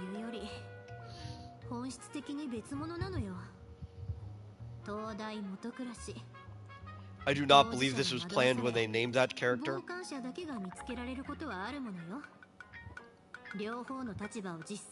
In fact, actually, I would guess if anybody chose that, it was probably Nasu, because while they had to do some editorial to make some of the things fit within HSR, I know he wrote the first one, the first collab that they did. He probably wrote this collab too. りしてても仕方ないか。さあみんな、これから忙しくなるわよ。They like showed it off when they announced the collab. Like he kept walking in with a huge like manuscript that was just like the collab story. 全力を尽くすこと。私は彼女に勝つ。女神により完璧な自分に打ち勝ってみせる。どうやら俺のよく知るお嬢ちゃんに戻ったらしい。なんだか頭がすっきりしてきたわ。この土地とのつながりが強まったのを感じる。今の私なら過去を前に進む力に変えられるかもしれない。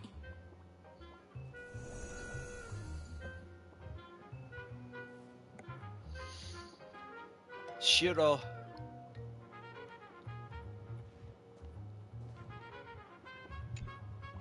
すげえな。あの疲れ果てた顔をこうも生々しく再現できるとは。称賛の言葉をありがとう。旅路の途中にある迷いや後悔なんて前へ進む礎に変えなきゃ損でしょ。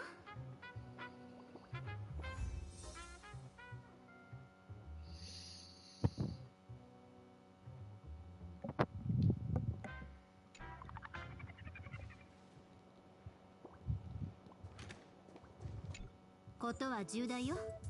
しっかり整理しないと。One of the things I really liked about this, though, is not just the fact that we get to play an RPG like with different game mechanics than usual, and the fact that there actually is quite a bit of fighting in here. That's mandatory for progressing the event, but it also kind of reminds me of the War Dance event, which I think up to this point the War Dance has been my favorite event.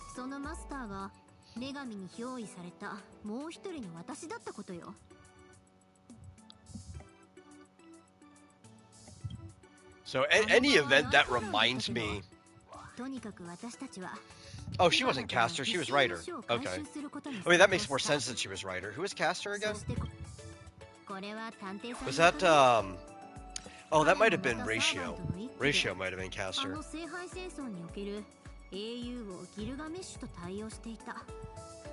Yeah, but any event that reminds me of the War Dance that's a good thing, right? I want more events to remind me of the War Dance.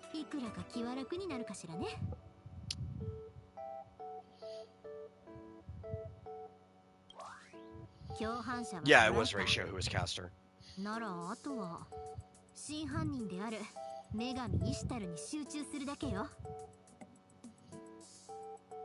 Oh no, Ratio was the master. Herta was the caster.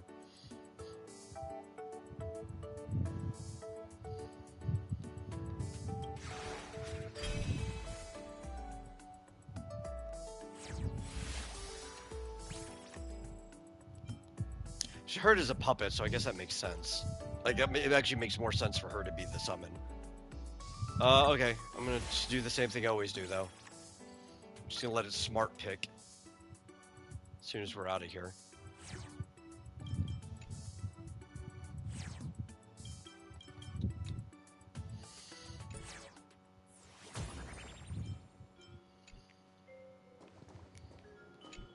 See, now that's just a wasted pun. They could have had a pun right there.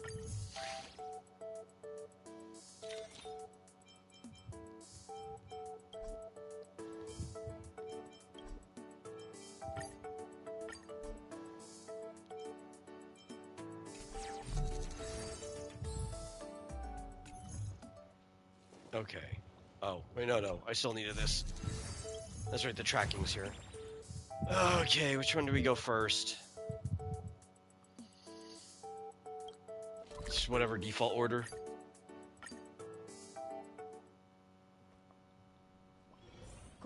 Wait a minute. Oh, sorry, that's the wrong one. Is there... We don't have that unlocked? Why don't I have that unlocked?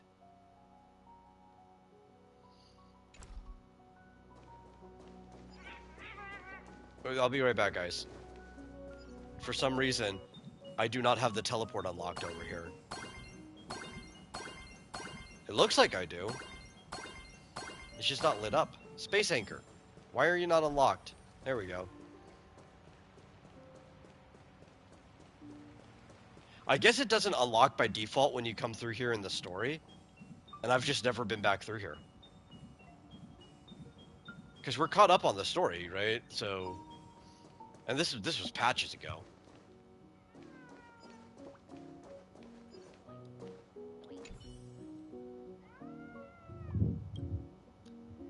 Okie doke.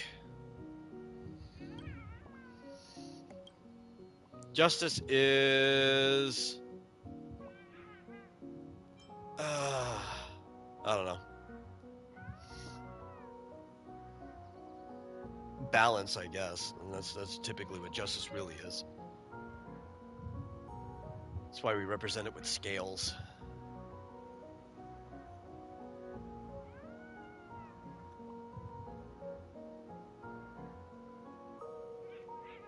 Which I guess technically the first answer is kind of the right one. Everyone is satisfied, I would use instead of happy. But justice kind of mostly exists to prevent blood feuds.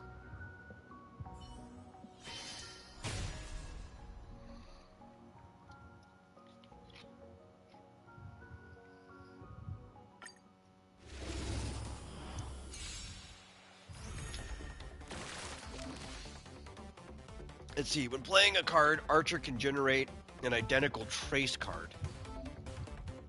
Okay. Number of cards Archer can trace per term is limited. Currently, Archer still has 2 traces. Okay. Yeah, that's right. So he could just keep going over and over again. If you do it right. So you kind of want to play things in the right order. Never playing one traced card. Oh yeah, so you don't ever want to do this one first, right? You kind of want to do like one of these.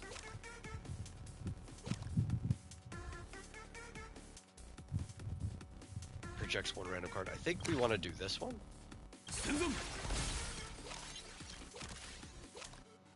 Because then we get like the project card. And then we can do this.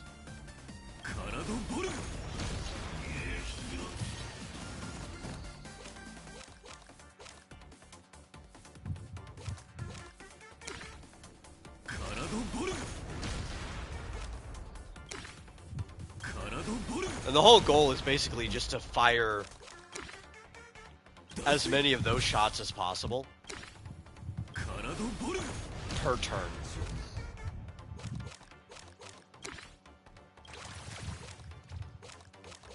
And I should have used that one first, I guess, but I really didn't want to trace it. That's the problem.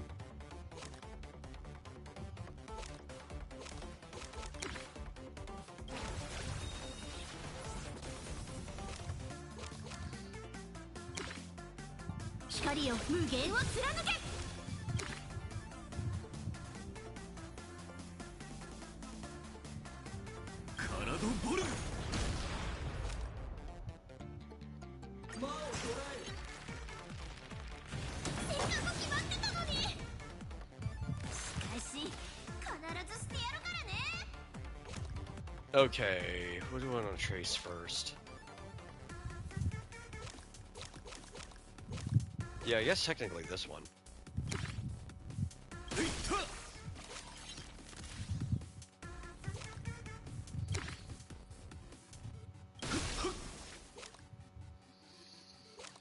Guess we could trace Gaibolg.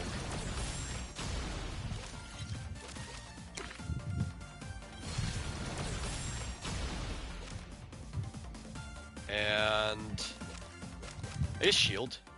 Shield sounds fun.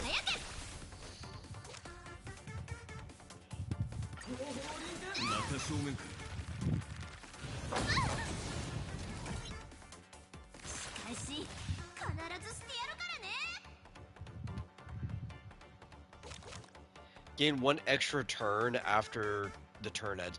That's kind of just like a redo. Like if I don't like what's been drawn.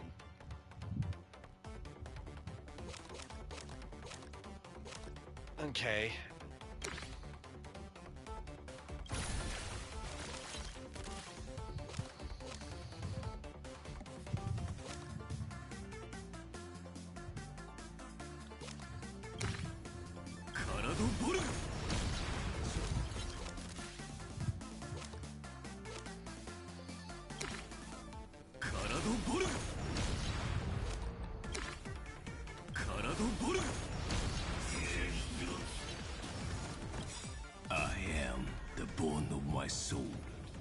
Steel is my body, and fire is my blood. I have created over 1,000 blades, unknown to death, unknown to life. Have withstood pain to create many weapons. Yet, those hands will never hold anything. So, as I pray, unlimited blade works. Fun. Pop that one.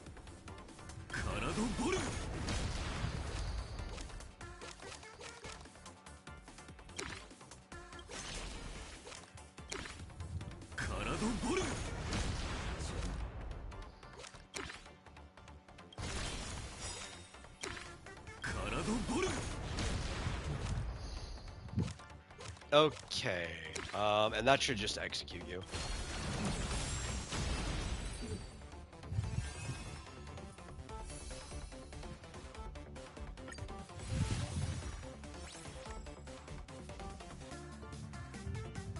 Trigger the effect of 2 trace cards in the deck? That's pretty good. Yeah, I like that. No wonder you want me to replace it. That makes sense. That makes a lot of sense.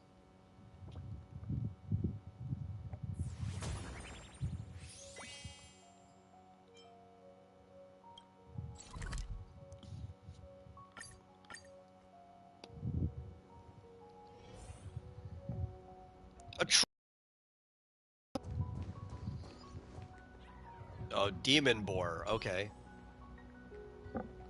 I guess to some people who don't know what a warp trotter is, they would probably perceive this as a demon boar. That's a good stand-in, I guess.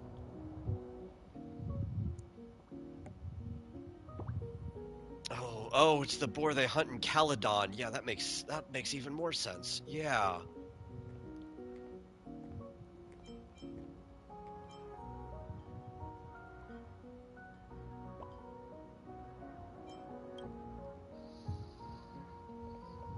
Carve it open and have the great Caledonian feast.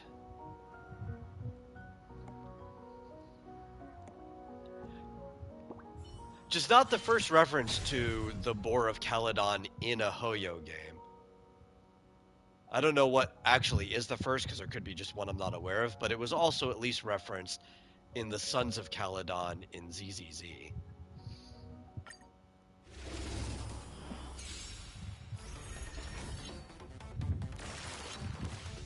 Okie doke. I think this is usually the one we want to do. Because it gives us more than one.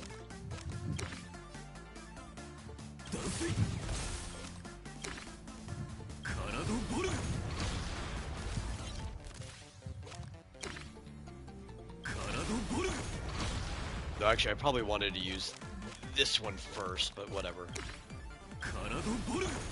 We have to break this thing's shield before we can do anything.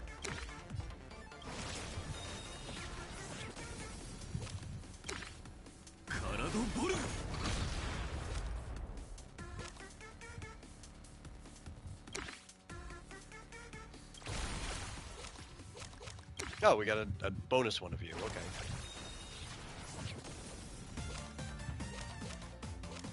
Let's see, 75.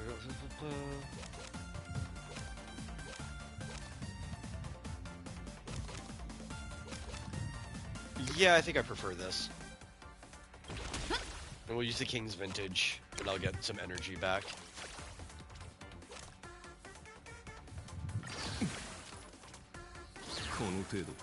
I need to break that shield right away, or else that Warp Trotter's gonna get away.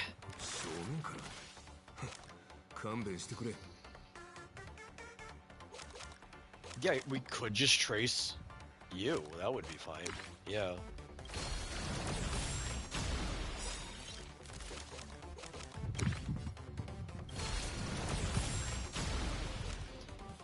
Not that it ultimately matters. I am the bone of my unlimited. Because it looks like instead of taking a damage amount, it's the number of hits that it gets. So now we finally broke the shield.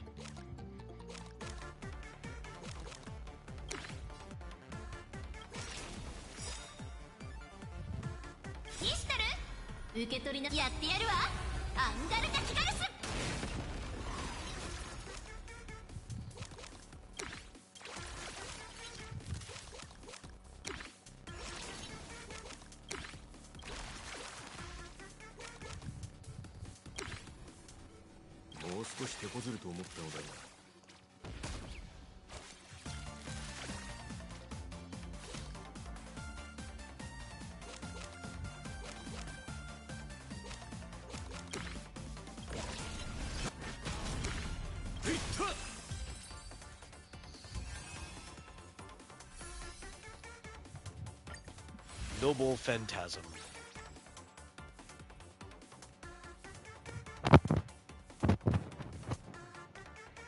Royce. Hey, yeah, I don't know. Same thing we've been doing. Just an autofill. Autofill.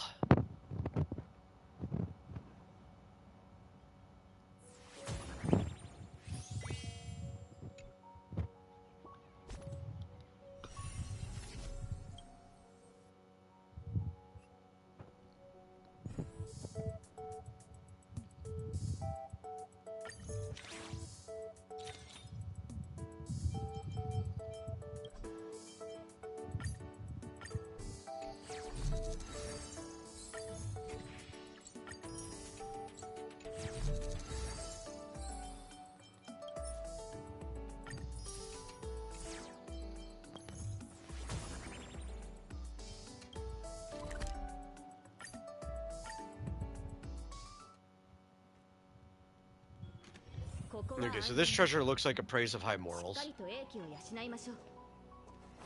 And there's a paparazzi in the bush.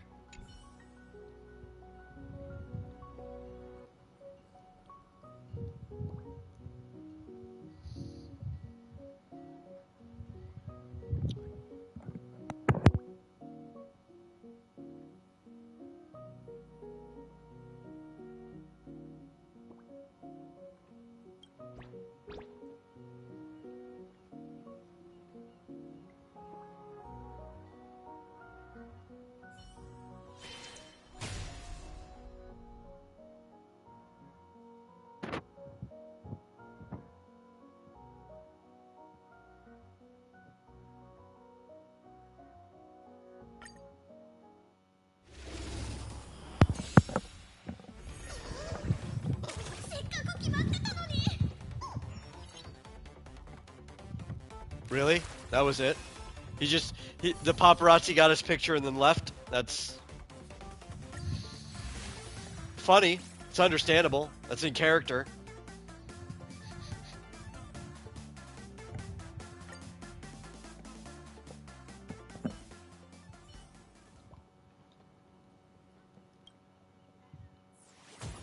Okay.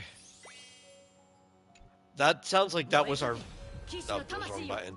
Our free one for this round. So we're probably doing a battle after this. Unless sorry, we're actually just running out. Oh, the smart plan already covers that. Okay. I didn't have to go check them each time. It's like we're already running out of ideas for battles, so here. Just hand them to you.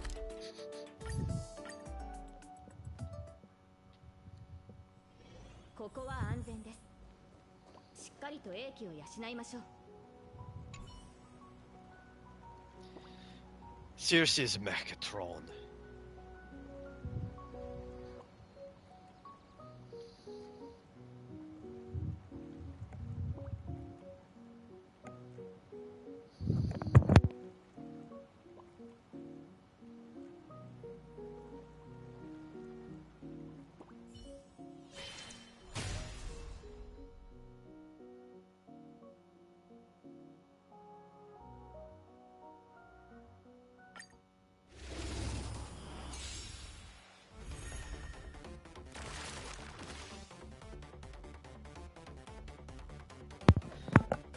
Okay.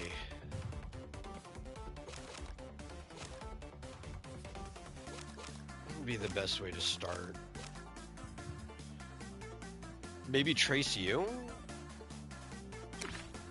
Because then we just get more cards.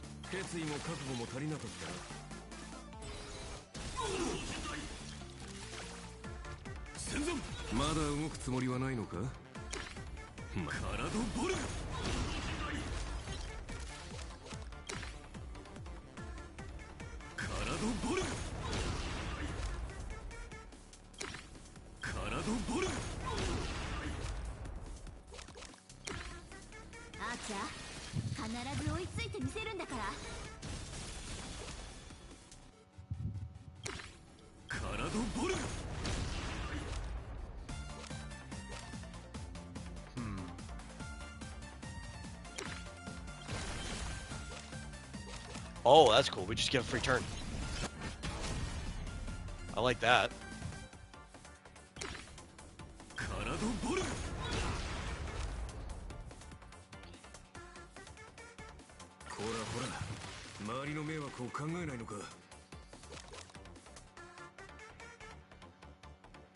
We can trace the damage boost.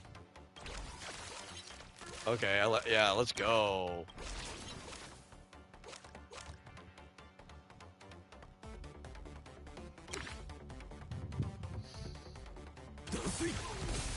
Oh wait, no, I think I want them confused. I hit the wrong one.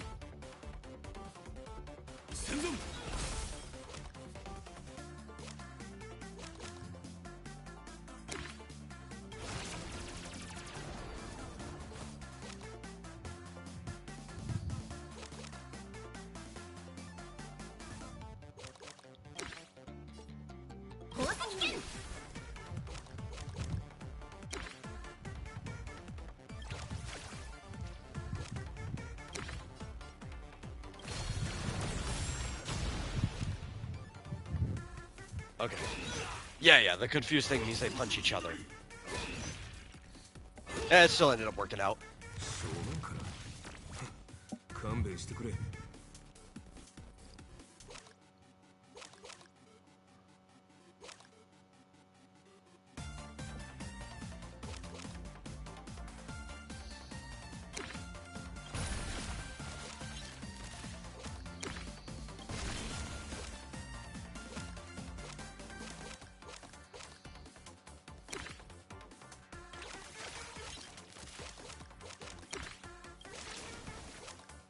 You can't hurt me, I've got too many shields. Got too many shields, you see. Counter damage. Far too many shields.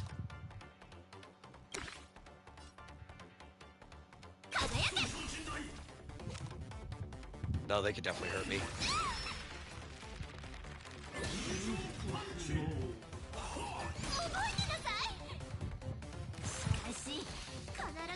Nope, actually I did have far too many shields.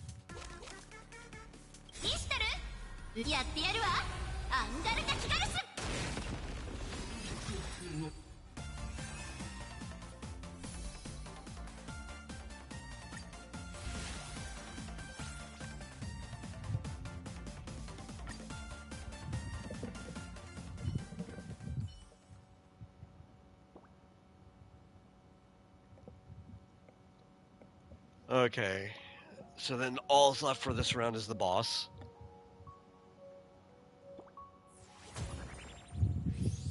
Red Knight. I don't know why I keep hitting that button.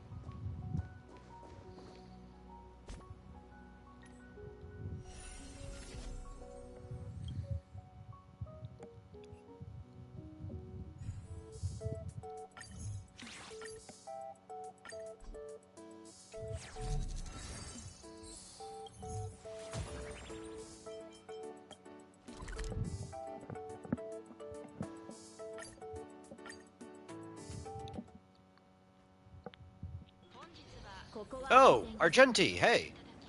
This is like the one person in the entire game that he could show up anywhere and I would not be surprised if he shows up. Like, just period. Amphorius was a completely isolated world. And he didn't show up in the isolated world that is Amphorius. But if he did, I wouldn't even have questioned it. I would not have questioned it at all. 先ほど別れてからまだほんの20分ほどですが、それでもあなたが最も大切なものをすでに見つけていることを願いましょう。誰？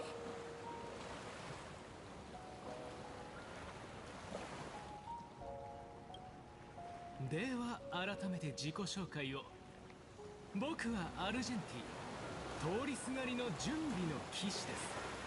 こうして再会できたことを光栄に思います。再会？でも私はあなたと会ったことなんて。ああ、なるほど。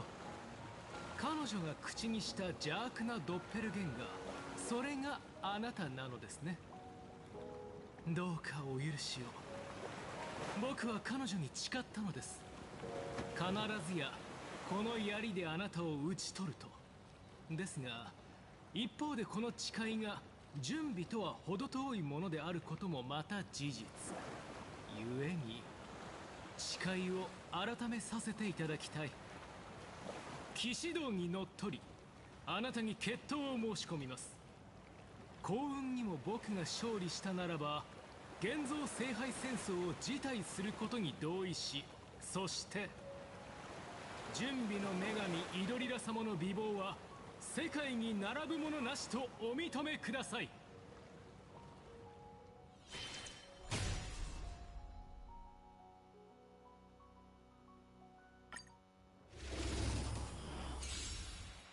ちょっと！なんでいきなり戦うのよ。それにイドリラって誰？お許しください。Okay. 行動は言葉よりも雄弁。僕は口下手でして。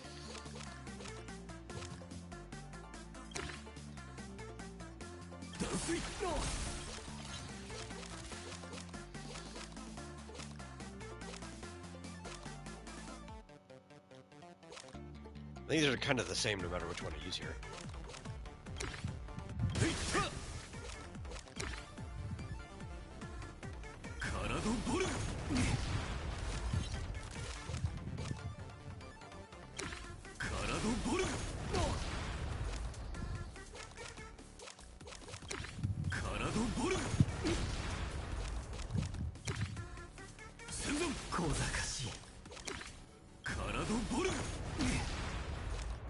Yeah, see, the unfortunate part about Archer, which actually we don't have one right now, but you just don't want to, I think, use the vulnerability ones first most of the time, because then it might lose out on the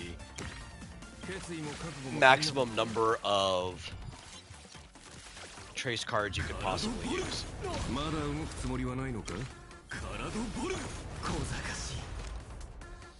Maybe it could still be better because the vulnerability just is that helpful.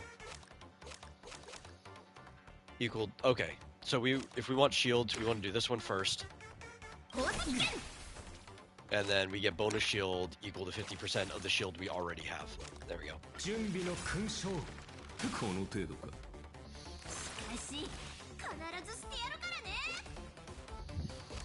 Does this one do? Transform and attack each other on next turn. Yeah, I don't think I want to use that on my trace though.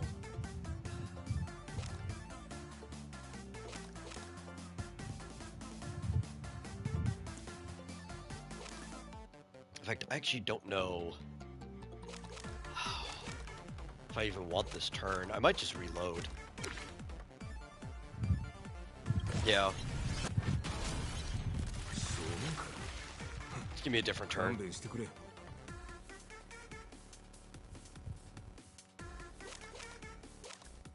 Yeah, okay.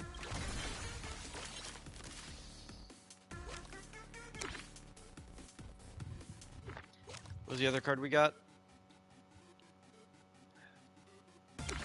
Sure.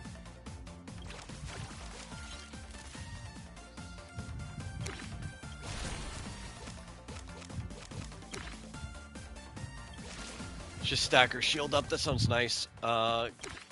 Permanent damage boost. Sure.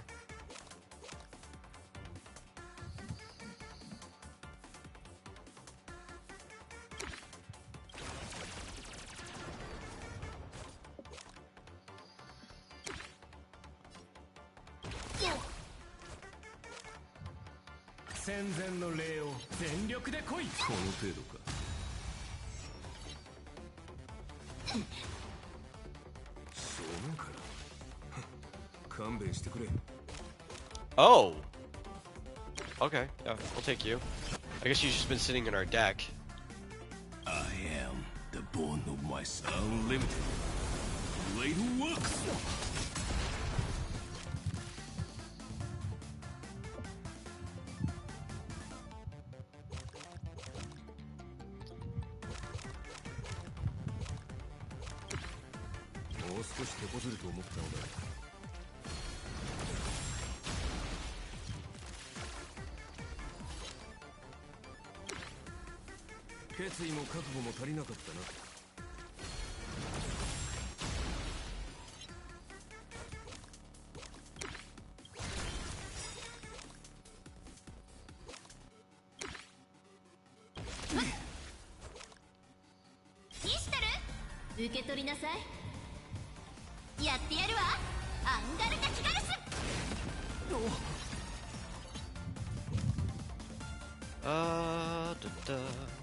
Oh wow, we have a lot.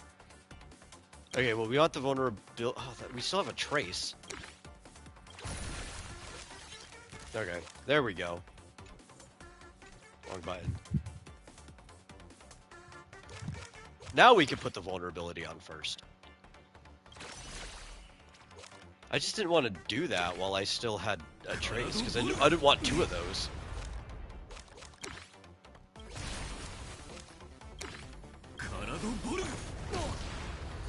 Like, I'm sure they stack, but...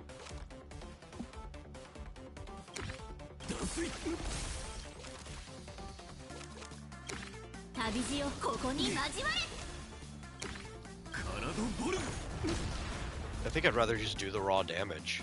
Do I want this, or... I think... Yeah, these two are probably better. We'll get my shield.